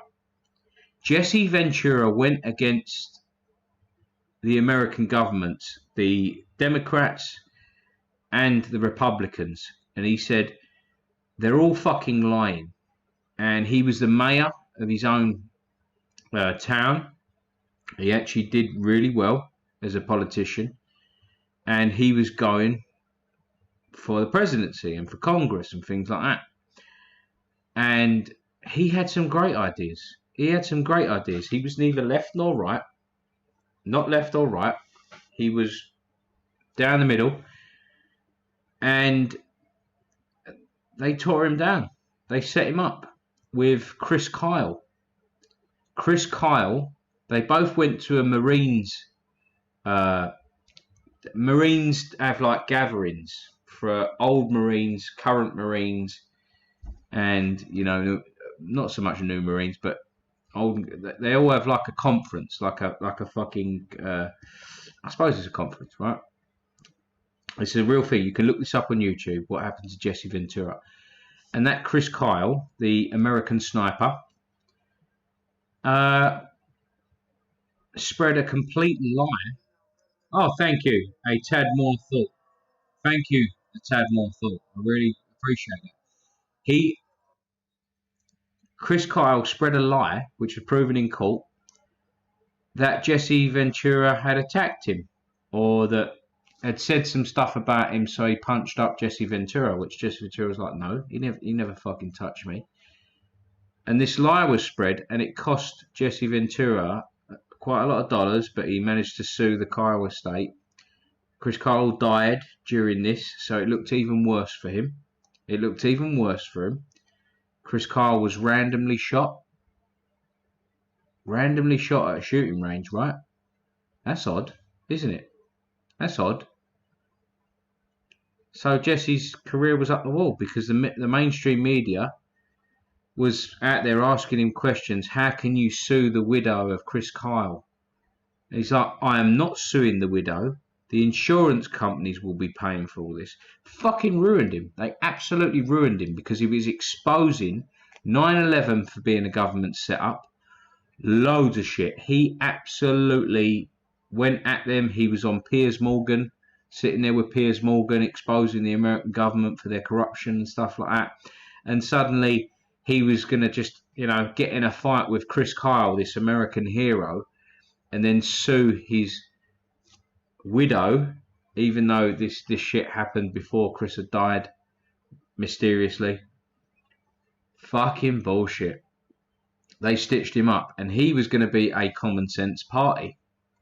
Fuck left, fuck right. Let's get down the middle, give and take, get rid of these, drain the swamp. Jesse Ventura, a real fucking man, who's had his reputation completely tarnished by bullshit. And no surprise there. He was in Predator. He was in Predator. He was the one in Predator smoking the cigars. A top man.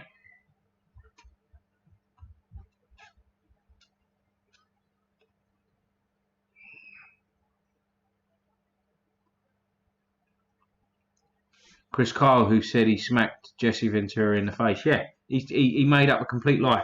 Complete lie. It was proven in court that it was bullshit. Proven in court that it was complete and utter bullshit. Chris Kyle and Jesse Ventura never got into a fight whatsoever.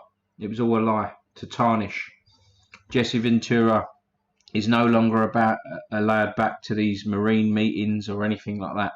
He's had his whole reputation tarnished by a corrupt American government.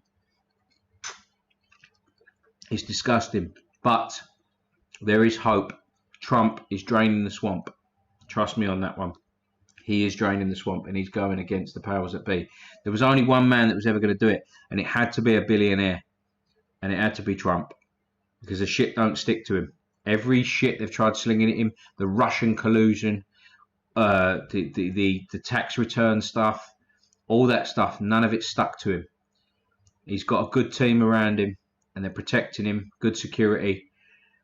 And the Democrats and the fake Republicans are fucking shitting it. Fucking shitting it.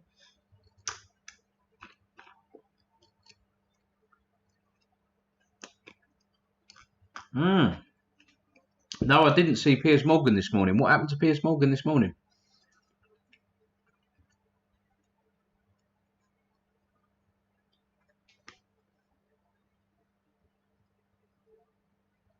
Oh shit.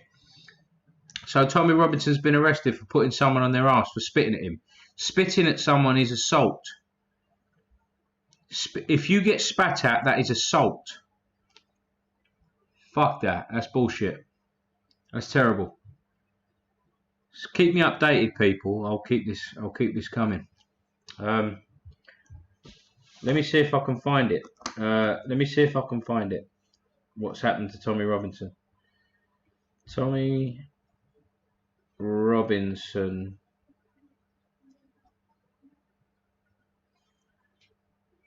spat at. Let's see if it comes up on YouTube. Oh no, that's that one where he floored that guy.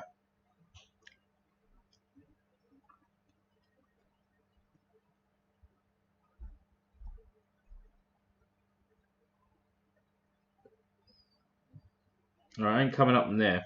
Let's see if it comes up here. Tommy Robinson spat at. That's fucking shocking. Who fucking spits at people?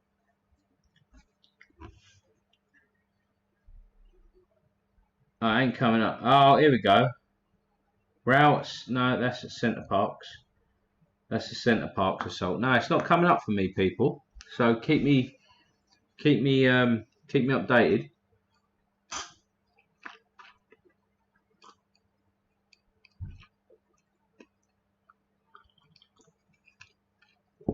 Some New York smart guy ripped him a new arsehole. I want to know who this New York smart guy was that ripped Piers Morgan a new arsehole. That sounds good. I don't mind Piers at times. Listen, I know he's a bit of a knob. I know that, but at times I like some of the shit he says. When he goes against these crazy snowflakes and stuff like that, I like that. I've got to take this label off now. It's a shame, really. But anyone that's into cigars, check that one out. That's a really nice cigar. That was fine. That was perfectly medium. A perfectly medium cigar. I actually right enjoyed that. Well, I'm still enjoying it. I've still got plenty left.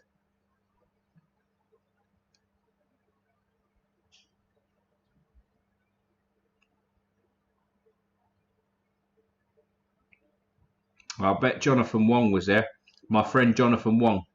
Does anyone know Jonathan Wong, Tommy's cameraman? I love Jonathan. He's such a good guy. I've known him for many years. Before he was Tommy's cameraman, he was part of the Libertarian crew. He might still be. But Jonathan Wong is a great guy. Really good sense of humour and a really good fucking chef. Really good chef. I've seen some of his cooking. And I've heard from Zach Walton and Big Steve that he can really cook. They said he was fucking amazing. Like, we were eating takeaway all the time, and he just went, "Nah, fuck this, I'll cook. I'll do some cooking," while they was on tour and doing bits and bobs.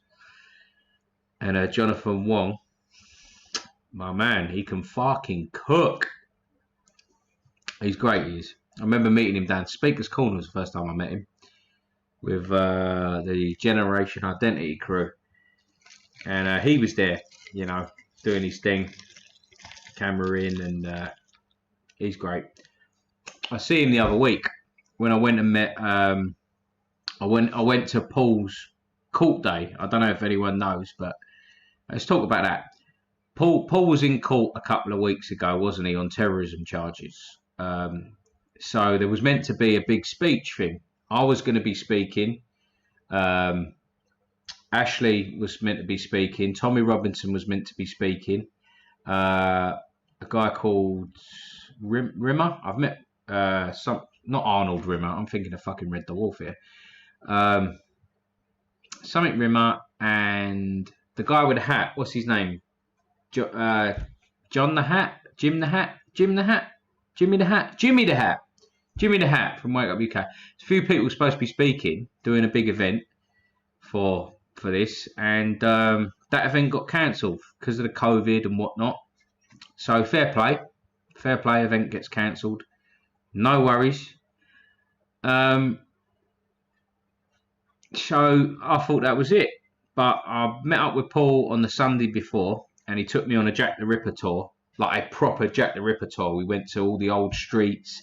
He knows everything, man. He took me to every fucking site where the women were murdered. Anyway, that's another story. But I had a good day, and he said to me, "Do you still want to come on Wednesday?" So I said, "I'll come, mate, show support and all that." He said, "Yeah, can I have I'm allowed like a fucking, like an escort, you know, like he's allowed a few people there because of who he is, a liaisons, right?" So the police had confirmed this and said that he's allowed a liaisons. So Tommy was still coming to film it, to make sure it got the real coverage, not just the mainstream media coverage, to make sure it was covered properly.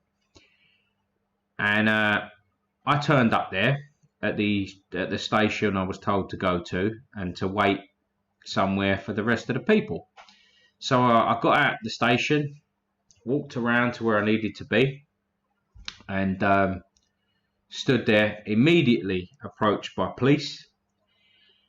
And they said, "What are you doing here today, sir?" I said, "Oh, my mate's in court, so he's asked me to come along as a liaison." And copper said to me, "Look, I know why you're here. You're not going to lie to me, and I won't lie to you. But if there's a gathering here today, then we have orders from higher up that we will be arresting people, and you will get a fine because of the COVID circumstances. So I said, yeah, okay, that's fine. I'm not lying to you. I'm here for the court. He said, oh, you're part of the court proceedings, and I said, well, I'm part of the liaison thing, so I'm guessing so. I'm here for my friend. So there was two of them standing there, a big black guy and a little skinny white guy. He was doing most of the things. He said, you got any ID on you? I said, yeah, I've got ID. Not really ID, got bank cards. Stuff. I don't really carry my passport around. But that's all right. So I gave him my thing, took my name down. He said, look, this is your warning. If you then go on to meeting and the police take you, and you will be arrested and fined. I said, that's fine, that's no worries. I'll meet him and I'll see what's going on. So I rang Paul. I said, listen, I've just had my first warning off the old bill. They knew who I was. And this is what I've been told. So, cut a long story short, I stayed in contact with Bolt, and he said, listen, there's a car park down the road, meet there, Tommy's there, so I go there. So I went there, Tommy and his crew was there, said hello, just quick hello, because they were absolutely surrounded by old Bill, taking them to one side, talking to them all. Jonathan was there, Zach Walton, a few others, and we were all standing there and basically being told that you can't all go. You can't all go to the court. If you all go to the court, you will be arrested. Tommy was allowed to go because he's an official journalist type thing. So, okay, all right, fair enough. So I rung Paul again, said, listen, they're not letting us go. They're not going to have it. He said, fucking put the police onto me. Put RoboCop onto me. So I was like, all right, no worries. Yeah. Let him speak to an officer, and he said, listen, I've been told by so-and-so I am allowed a liaisons because of who I am. I am in danger. I think Tommy had a credible threat made to his life that day before all this. So that's how serious this shit is. That's how bad the left are. They won't even let you just, go and film a police, like a fucking court hearing for some bullshit charge as well. Absolute bullshit. Not handing over your fucking phone passcode is now a terrorist offence. And let's be fair, are there anyone that are more anti-terrorist than Britain First? I don't think so. 69! 69. Oh, sorry, I've got to shout it every time I see it. 69. Anyway, they fucking gave us all warnings and stuff like that. So once Paul arrived, and he obviously had his BFD there, the BFT boys. Big up, mate. Big up the BFD boys. I love Sam. I love all the BFD boys. Big Sam's a man, though. He's a fucking beast. He's a fucking beast. I won't get on the wrong side of him. Fuck that. Anyway, they fucking started like trying to manhandle Sam. So he's been a man about it. Fucking get off me. Done what he should do. He's security. So once all that started kicking off in the car park, basically told us to fuck off. Said, look, you're going to have to leave or you're going to be arrested. So me, Zach and all that, like Zach was nice enough to say to me, do you want to come and get a coffee? So we went somewhere to get a fucking coffee. And evening, Ted England, how we doing? Went to get a coffee, had a chat about what's been going on in the movement and stuff like that. And yeah, we weren't allowed to go. It was only Tommy and the cameraman that was allowed to go. And complete bullshit. like we could have stayed 2 meters apart and all walked and all gone to the court and stayed 2 meters apart. There was no reason for all that, but that's the way they fucking did it. And I wasn't able to show as much support for my pal as I wanted to. By order of the law. And I'm not going to go out there and start breaking the law. I was fair with the old bill. They were, I wouldn't say fair to me, but they weren't rude to me. They were rude to others that were there.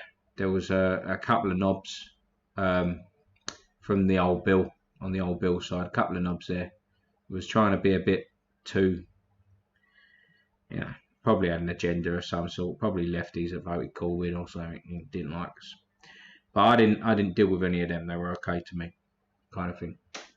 And that's that little story. I stood about, had a coffee with Tommy's team.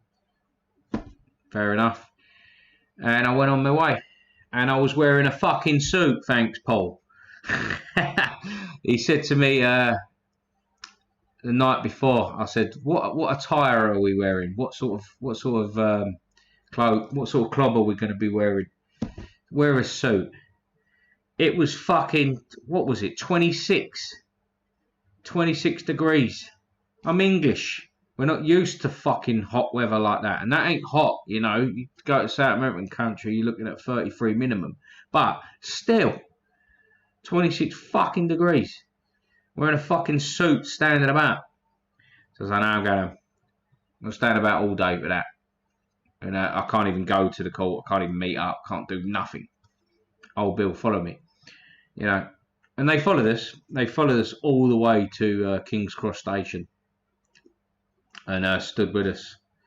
And them coppers was all right. They got on the train with us. They was busting a few jokes. He was all right. He was all right. Nice guy. But, you know, they're working under orders, and the orders were bullshit. The orders were bullshit. Not the coppers. The orders were bullshit. So, see you later, Dry McLean. Thank you for tuning in, Dry McLean. Truth Zika. Thank you, Truth Zika.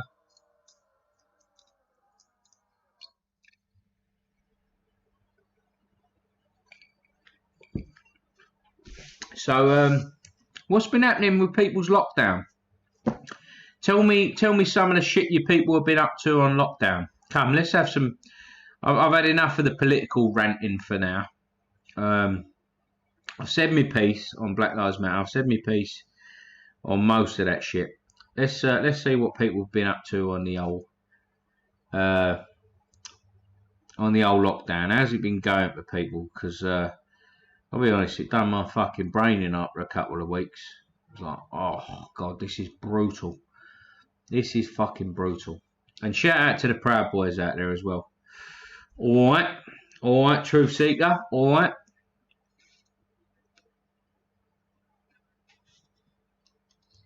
Jobby Jabber, all right, Anson. There's got to be a troll. Come on, Jobby Jabber. Let's hear the abuse.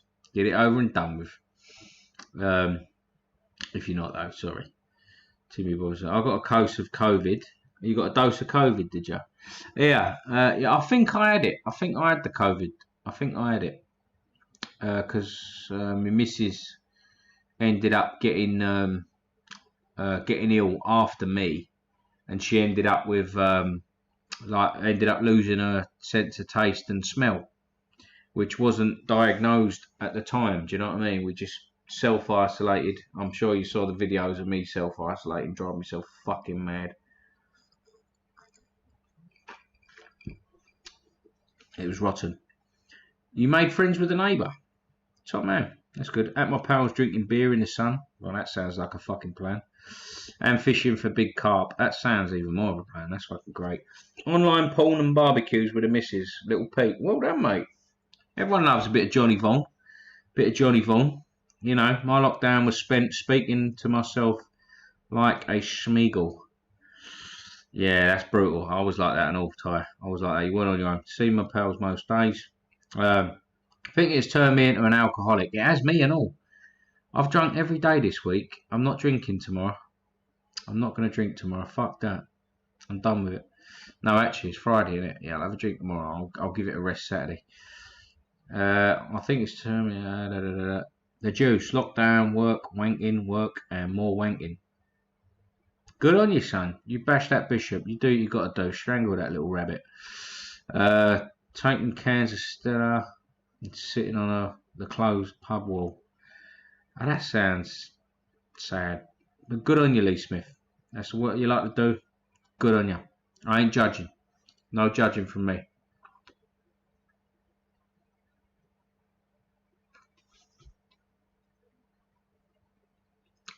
Mr. P said lockdown has been 90% normal, except for going to the pub and done 2 years worth of work around the house. Yeah, that's right. Timmy, I have 14 days to pay the fine. Luke Uncaged. Fuck that, mate. Sorry to hear that. Shall we help you pay the fine? Shall we help him pay the fine, people? Shall I send him the money? Shall I send him the money in the Brothers Uncaged thing? Timmy Bobinson, I have money for you that was donated to me in the kitty. If you need it genuinely to pay the fine, I'll send you it and you pay your fine off, right? There you go. It's sitting in the kitty. I tell people don't do it. They still do it because they're lovely people, but if it'll help you get out of some shtuck, I'll do that, mate. Not a problem. So let me know. Was a fella back in our street. He used to grab a few lads and take us over the field and teach us cricket. Put it this way, his milk was never its community spirit needed. Oh dear. Little Jack, that's a crazy ass story, brother. But I believe it. I believe it. I do believe it. You crazy man. Oh, thank you, Mr. P. That'll go towards Timmy Bobinson's thing. If we can help you out, brother. Where is Bitterman? Bitterman is sitting in a fucking front room watching cooking programs. I guarantee it. I guarantee it. I had it in January. Next door, I had it early Feb. Neighbour died a few weeks ago. No COVID. I'll tell you what. I'll ask Bitterman to come in here once I finish the cigar because she hates the smell of the smoke. So she gets fucking egg about that. White Knight has put a nose, a baby, baby. Thank you, Mr. P. Phil, haha, no. All right. If you don't need it, Timmy Bobinson, no worries. Yeah. I don't need it, bro. Much love. No worries, no worries. I'd be the same. I'd be the same. We're still going to donate it to a charity, though.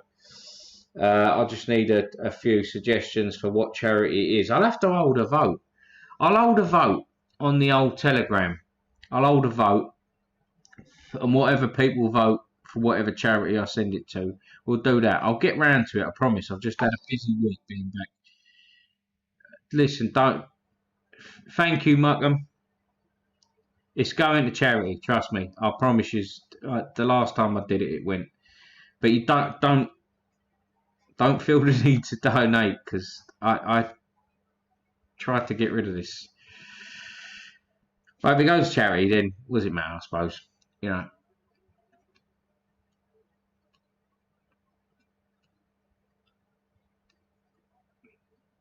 Nah, White Knight, your messages are coming up. Your messages are coming up. My messages ain't coming up.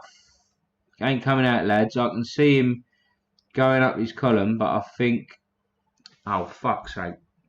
White Knight, your messages are coming up, but they're just going. Must be a dick. Thank you, Viking dude. It will go to a charity. Donate it to clean up London. Yeah, that's a good idea, actually. Victims of Antifa Fund. Is that a real thing? Is the Victims of Antifa Fund a real thing? Because I'll donate that straight there. For sure. Anything to do that to Antifa. Fuck you. Where are you, Phil? Little Pete. What's going on, Little Pete? Also, the dog Billy Boy was getting out a lot more. Shitting around a nice neighbourhood. Nice. Enjoying time with my daughter. Looking forward to the next tattoo. Fucking fantastic, Sky Chantel. Sky Chantel, I like you already. You got to be doing that. You got to be doing that. Spending time with your daughters and that. Mr. Cage or Mr. Geezer. Right. Do you know what, people? Because he's just reminded me, Krusty Juggler. I love that fucking name. That's great. The Krusty Jugglers. No, that's a fucking Geordie accent. That was terrible. What did the Krusty Jugglers say? Meh, innit? Nah or meh? Something like that, innit? I remember it from the film. Anyway.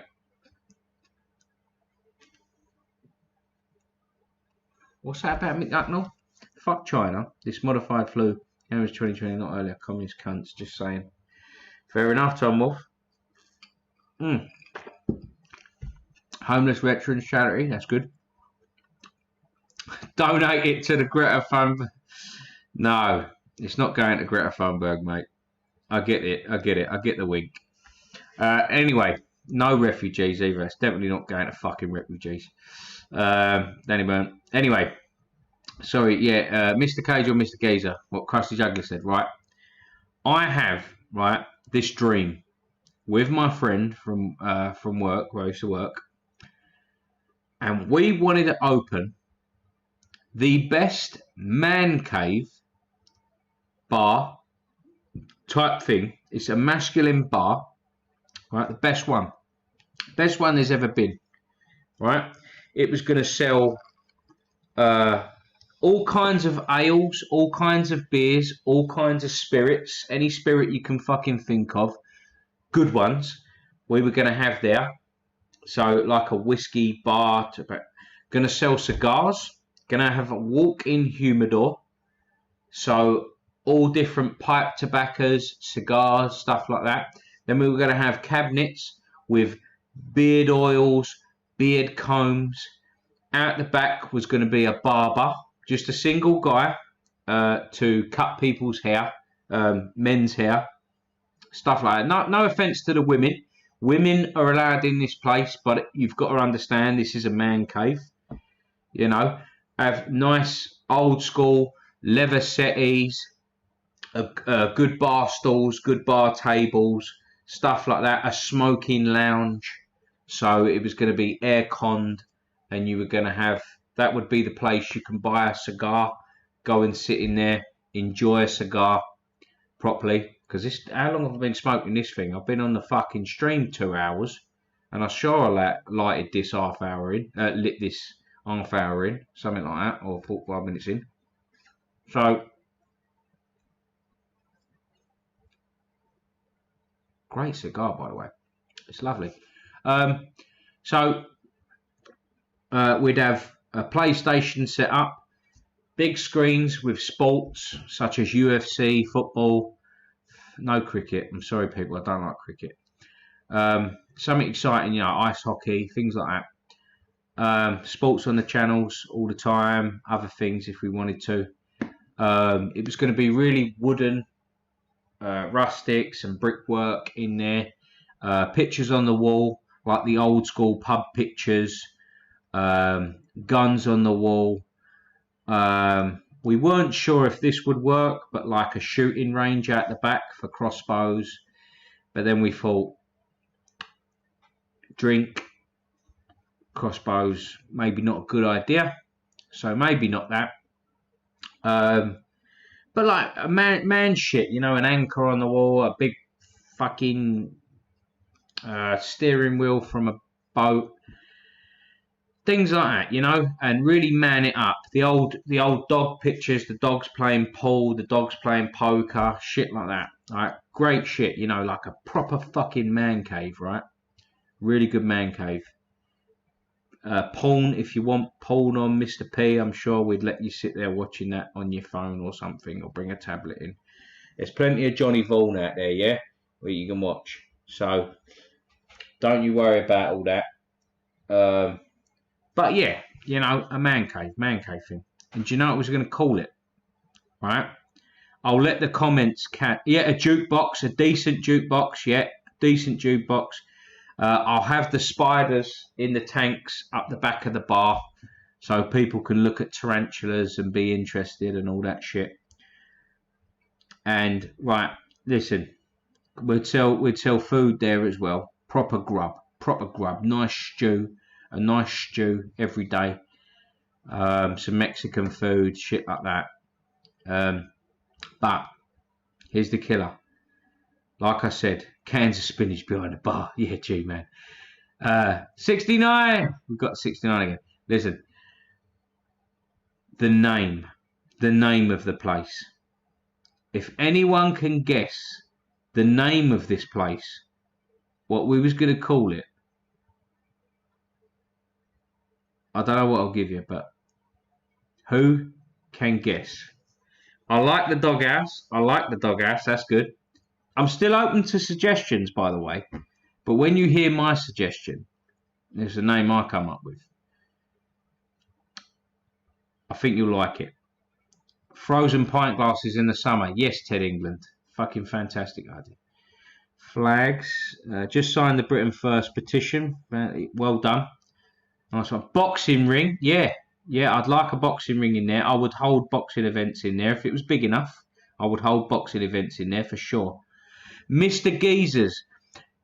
Krusty Juggler is on the right track. He's on the right track with Mr. Geezers. He's on the right track. Oh, Little Jack. Saloon 69. That's amazing.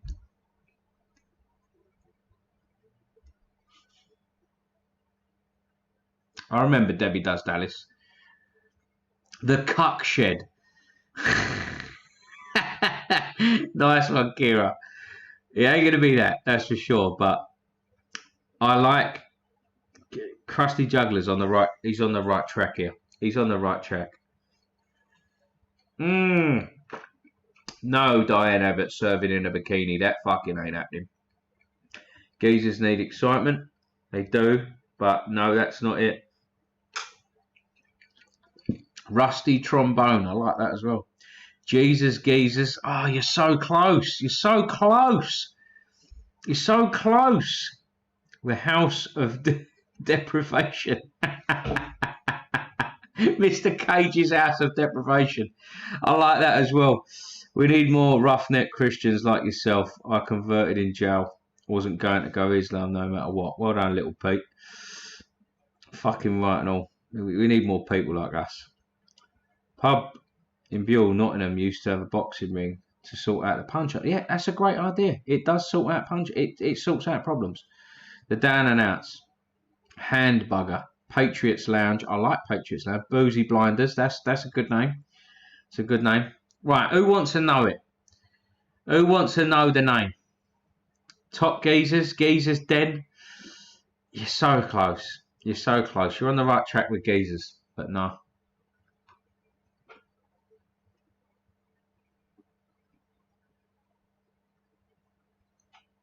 Right. I'll give you one more hint. One more hint. Right? It's to do with Geezers. But think of one of the most famous venues in the world where they hold boxing events, big time fights, things like that. Think of that. What's one of the biggest places in the world? Right? Think like Madison Square Gardens, things like that, right? Big places where they hold massive events, massive fights, things like that. And think of it with Geezers in it. You know, that's the only clue I can give you without giving it. He got it! G-Man got it! G-Man got it! Geezers Palace. Geezers Palace. G-Man got it. Geezers Palace. That's what I want to call it. Instead of Caesar's Palace, Caesar's Palace is a massive venue. Geezers Palace. There you go. G-Man got it. G-Man got it. Not Geezers Square, no. Vegas, yes. Geezers Palace. That's what I was thinking of calling the place. Geezers Palace. Can you imagine going there? You got, you know, the bar staff wearing shit like this, and you got the barber out the back, you got the fucking cigars, you got the beard oils and hair products for men, serving the best coffee, the best booze, the best everything. Geezer's Palace. Hey, we're going down to Geezer's Palace. Geezer's Palace. And Krusty Juggler, yes, you did help. You were so close. So credit to Krusty Juggler, credit to MGM Geezers. Yeah, I got you there, London one. But G-Man and Krusty Jugglers, man, well done. Yes, G-Man does get another prize. I'm still waiting for my fucking sharpening stone because Lee Hunt sent me a knife, so I ordered another sharpening stone, and the fucker still hasn't come because I need to finish fucking G-Man's knife. I need to finish it. This shit does take time, people. I got it mostly done. It's sitting there. It's still his, I promise you. But with the COVID shit kicking in, and I'm still waiting on 4 t-shirts. I'm still waiting on cigars. I'm still waiting for hair dye for her fucking friend, for Bitterman's friend, that still hasn't come. I've had to cancel a few biltong orders. The post is fucked at the minute. I'm not making excuses, but I'm not sending him an unfinished product until I'm fucking happy with it. He's got his knife. I promise you it's coming. But G-Man, I'll send you an extra fucking present in there as well for that one. No problem.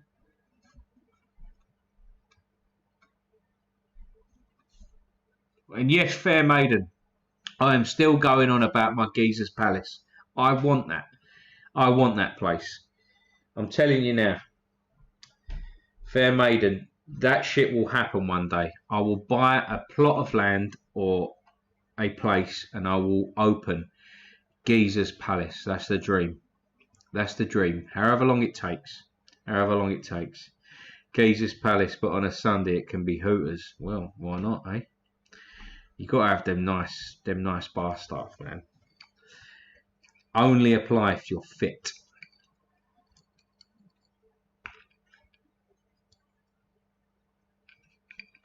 Good night, Phil Raffy. Good night, Sam. I hope I'm getting your fucking name right. It's not Rafe, is it? It is Raffy, isn't it? I hope it's Raffy. My dream will happen. My dream will happen. Like I said earlier, with the old Black Lives things. Listen, the only people holding you back is your own excuses. And that's the same for black communities across the world. You can do anything you want. Don't be a black man in this world. Be a man in this world. Don't be a white man in this world. Be a man in this world. Doesn't matter about all that. And the only thing stopping you is the excuses people make for you, or you let make for you, or the excuses you make yourself. Trust me. You can sort yourself out. Try everything. You know, before any bird flies, it falls first. Doesn't just straight away fly. They all fail. And they all learn from that. God, I sound like a fucking self-help book. I sound like the worst self-help book ever, you know, self-help book ever. Believe, achieve, you know, fuck off. None of that bollocks. But just get up off your ass and fucking do something. Pull your fucking bootstraps up, boy. You'll be fine. Hey, Wise Guy UK. What's going on?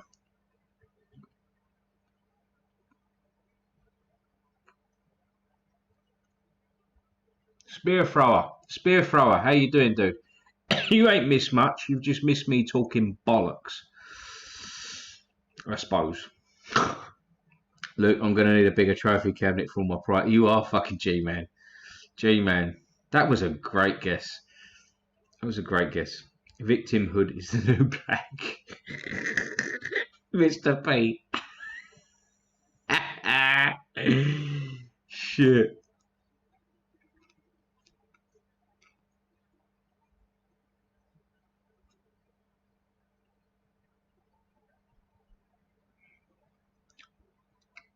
Oh, it's great. It's great. But yeah, considering everything. Oh, hey, what's happening, Sam94? How are we going? It was fun though, Luke. It was fun.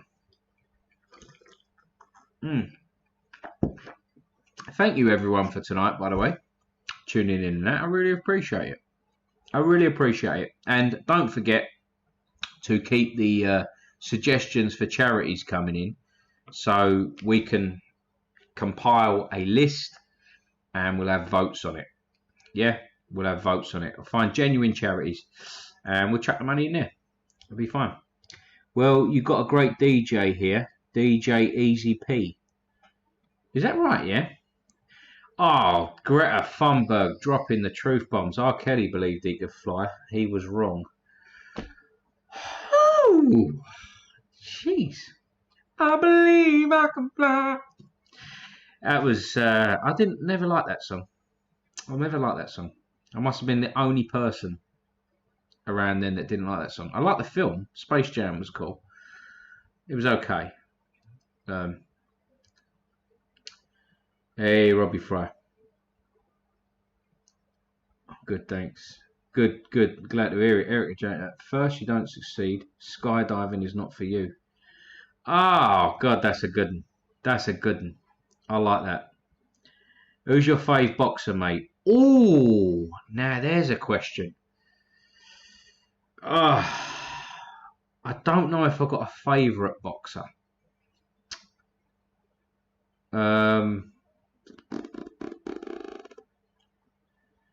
I would say the best boxer ever, right? The best boxer ever was Sugar Ray Robinson. Sugar Ray Robinson, not Sugar Ray Leonard. Sugar Ray Robinson.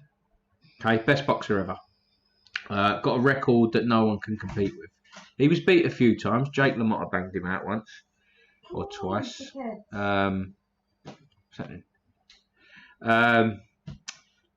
So Sugar Ray Robinson was the best boxer ever.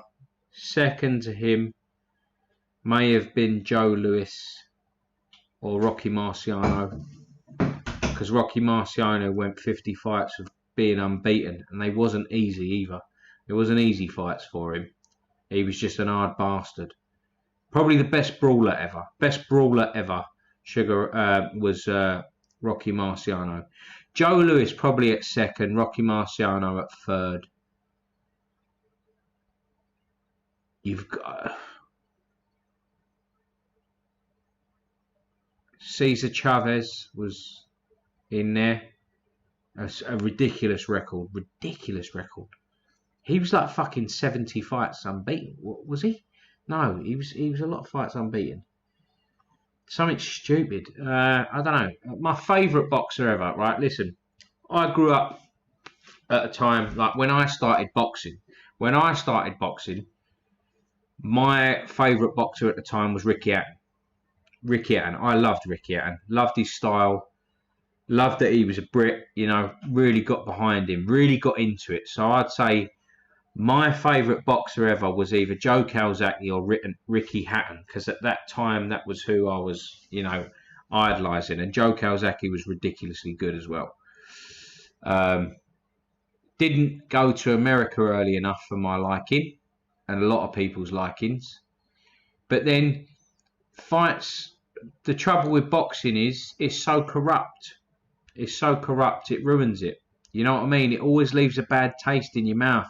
Bad decisions, bad refereeing, fights not happening because fighters are too protected and don't get stripped of titles if they don't fight because there's too much money involved.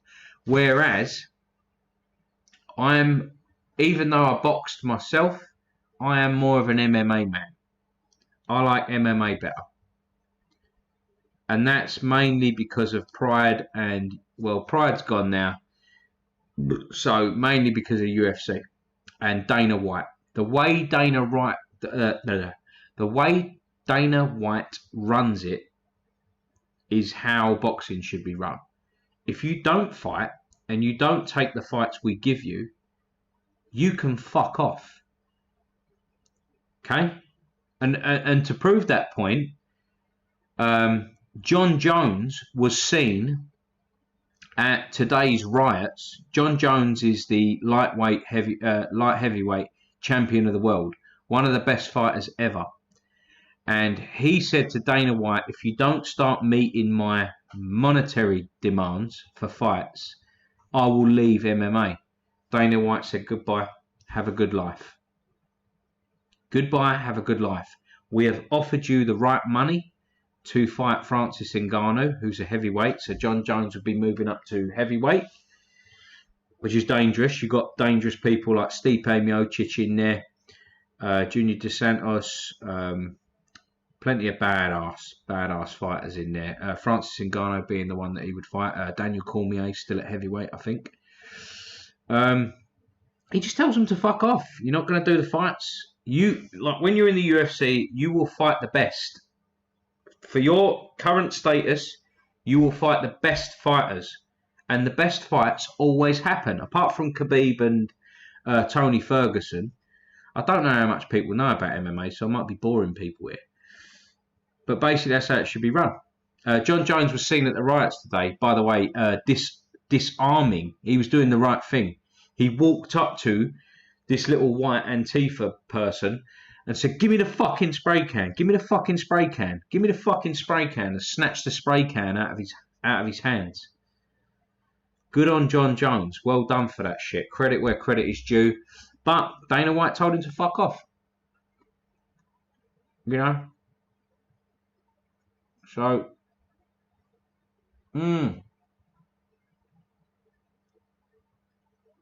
And by pride, I did not mean LGBT pride. No, Pride FC was at one point the biggest fighting. What do you call it? The biggest fight. It was bigger than UFC.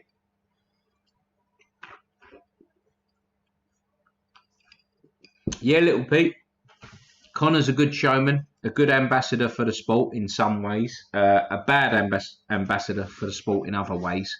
But he certainly made his mark on MMA and really pushed it into new levels, for sure. For sure. Lenny McLean, Andrew Collin. Yeah, Lenny McLean back in the day. He was a fucker, wasn't he? Fraudley Harrison, Jeeb man, yeah? Fraudley Harrison. That tickled me. Best middleweight fighter in the world ever, Rocky Marciano. I've got to say, Rocky Marciano was a heavyweight. I think, White Knight, you mean Jake LaMotta. Jake LaMotta, the Raging Bull. He was a middleweight. Marciano was heavyweight. Just saying, not a mug off. Just pointing that out. I think you've got the two mixed up, maybe.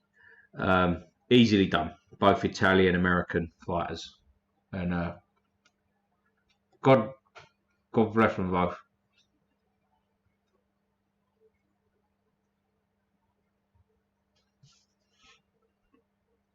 Oh, Roy Shaw. Yeah, Roy Shaw. He beat Lenny McLean once, and then Lenny McLean come back and battered him. Brock Lesnar, yeah, Brock Lesnar. Brock Lesnar was in there. He was good. Tell you what was a shame. There was a fighter back in the day in the UFC called Shane Carwin. Shane Carwin. He only had a short career, and he started pretty late because he did American football beforehand. But while he was doing American football, he fucked up his back. Okay? Right? And the guy never quit his day job. So he would do a full day's work, then go and train, and because he had so little time, all he would do was stop at burger rest spots and get something to eat.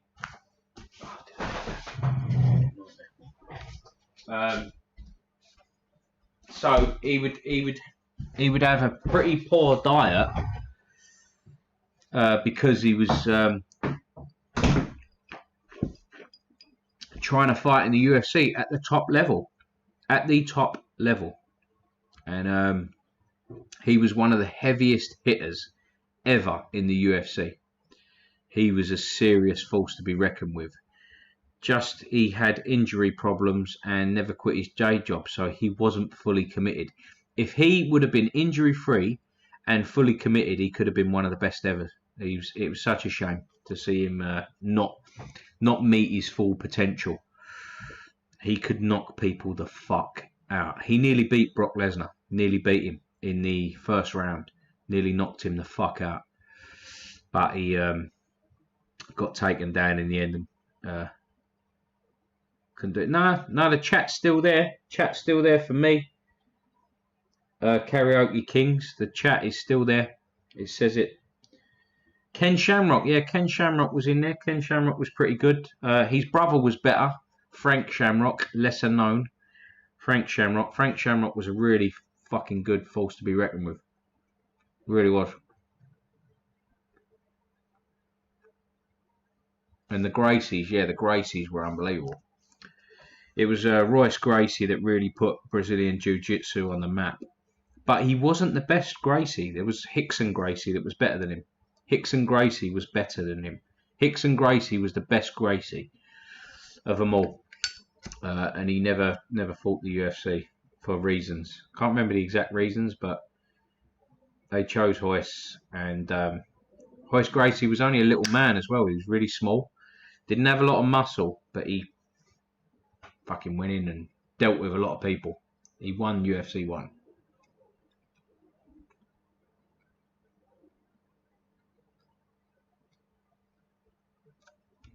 And I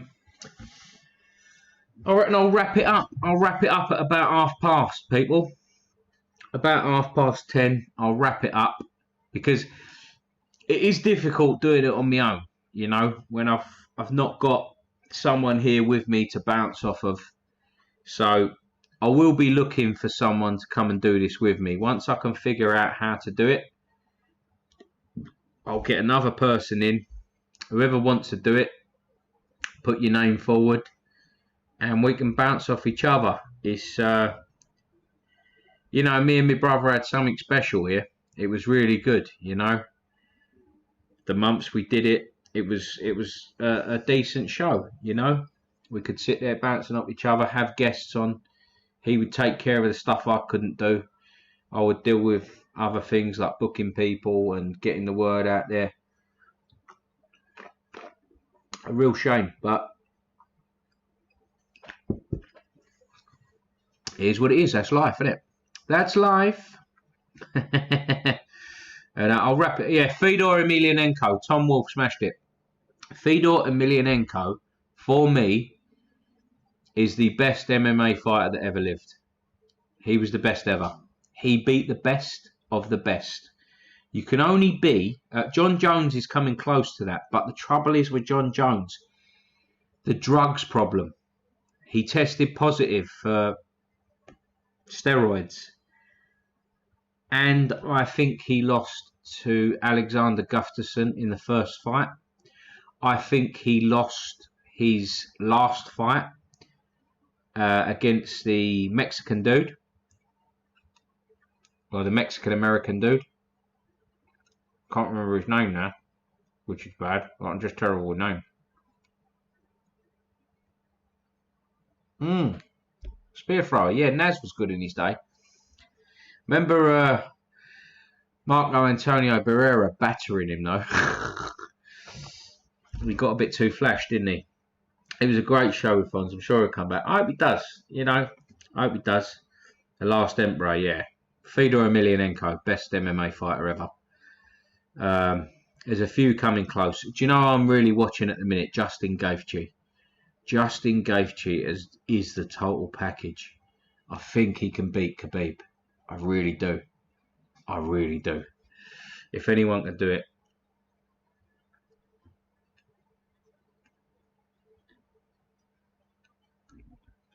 Karaoke Kings. Yeah, I do follow football.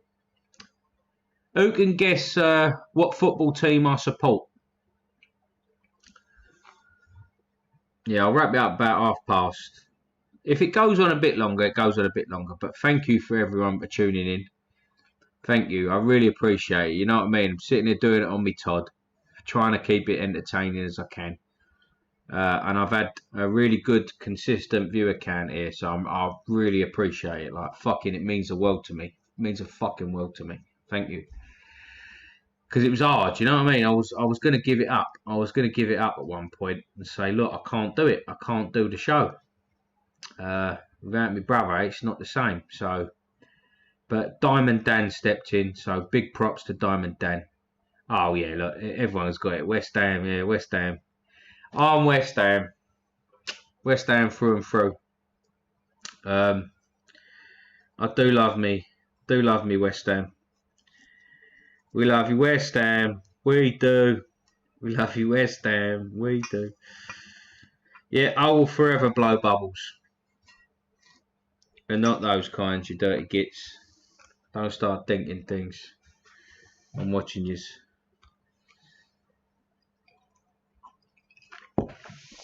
Don't twist me fucking words. Don't do the mainstream media thing on me. Don't twist me fucking words. With that accent, probably Man United. That's fucking funny. Isn't that the truth? Defo Arsenal, nah. Beano69, he got it spot on. Thank you, Erica. Really appreciate that. Accrington Stanley. What night? People like Chat Liddell only relied. Oh, Chuck Liddell. Yeah, Chuck Liddell. Yeah. One punch because he really had. No. White Knight. Chuck Liddell actually came from a wrestling background. That's why he was so good on his feet. Because he used to use wrestling, what's known as wrestling in reverse. So if you can't get the bastard down, you have to deal with him on his feet.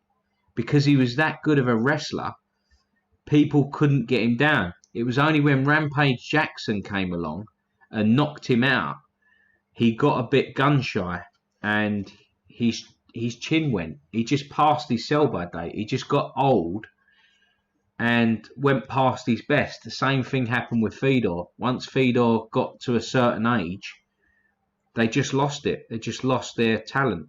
And Fedor and Chuck were both guilty of that. They didn't quit early enough.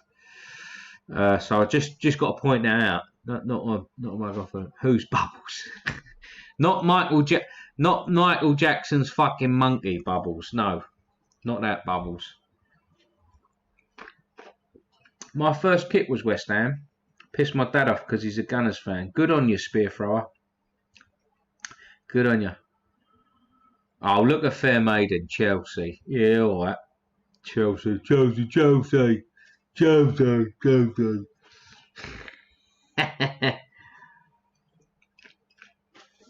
on you, Karaoke Kings. If you're West Brom, good on you. Rams Bottom United. Is that a real fucking team? Is that a real fucking team? Oh, Chuck Liddell versus Randy Couture. Yeah. Superb. I think they fought 3 times, didn't they? I think Chuck won 2, Randy won 1. I think that actually happened.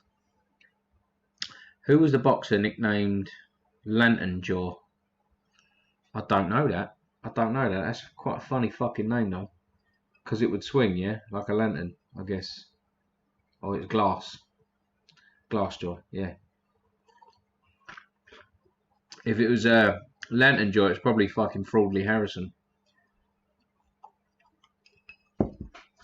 Or Tony Price.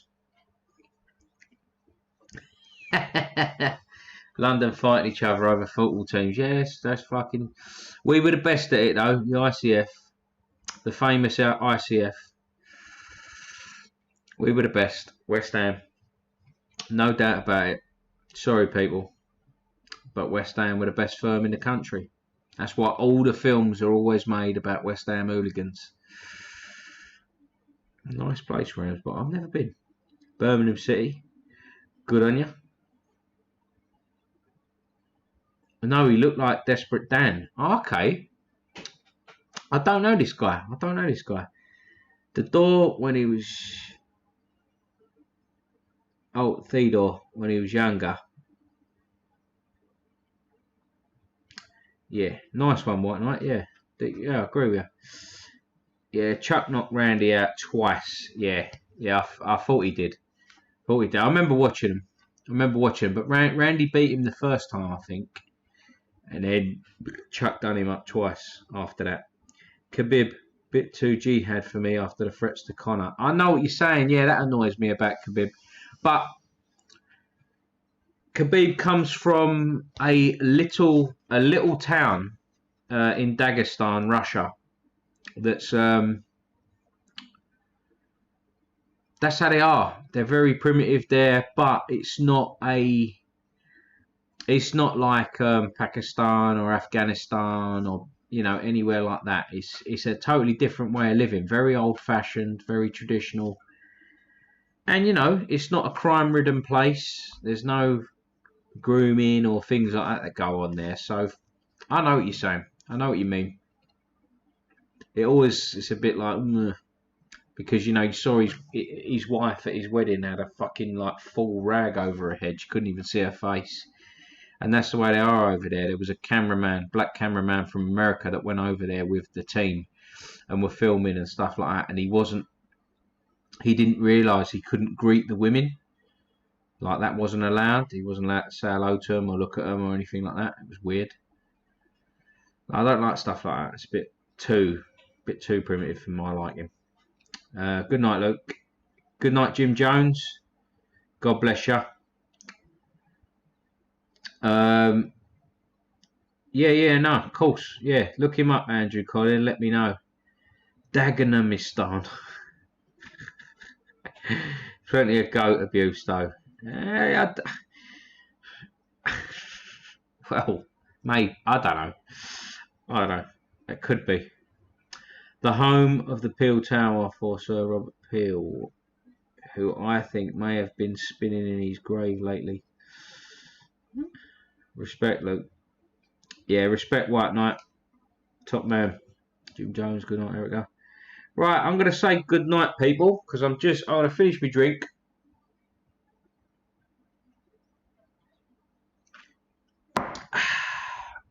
And that's me out. Peace out, people. God bless yous.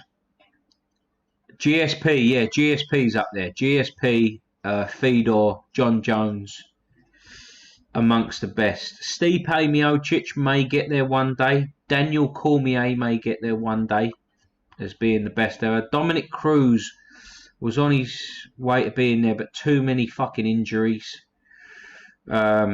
Hopefully we can see Justin Gaethje in that mix of the top fighters ever. But you never know. We'll see. And good night, people. Good night. Peel Monument. Okay. Cheers for the facts. Thank you, Angela.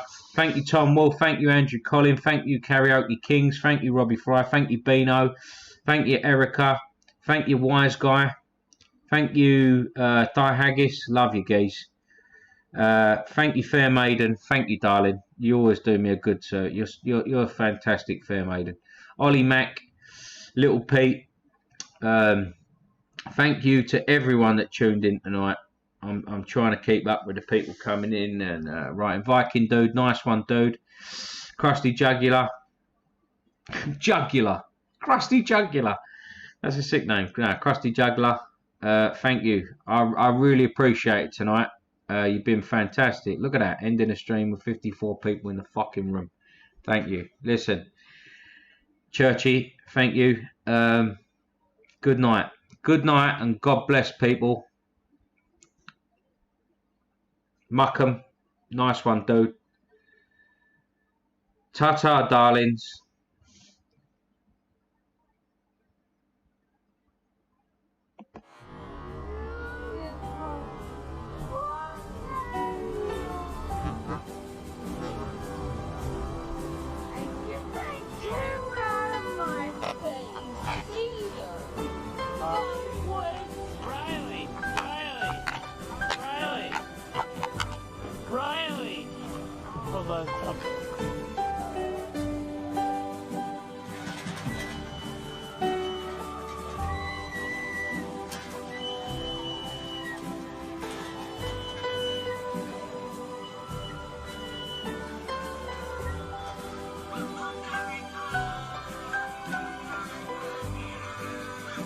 Donald J. Trump is now president of the United States.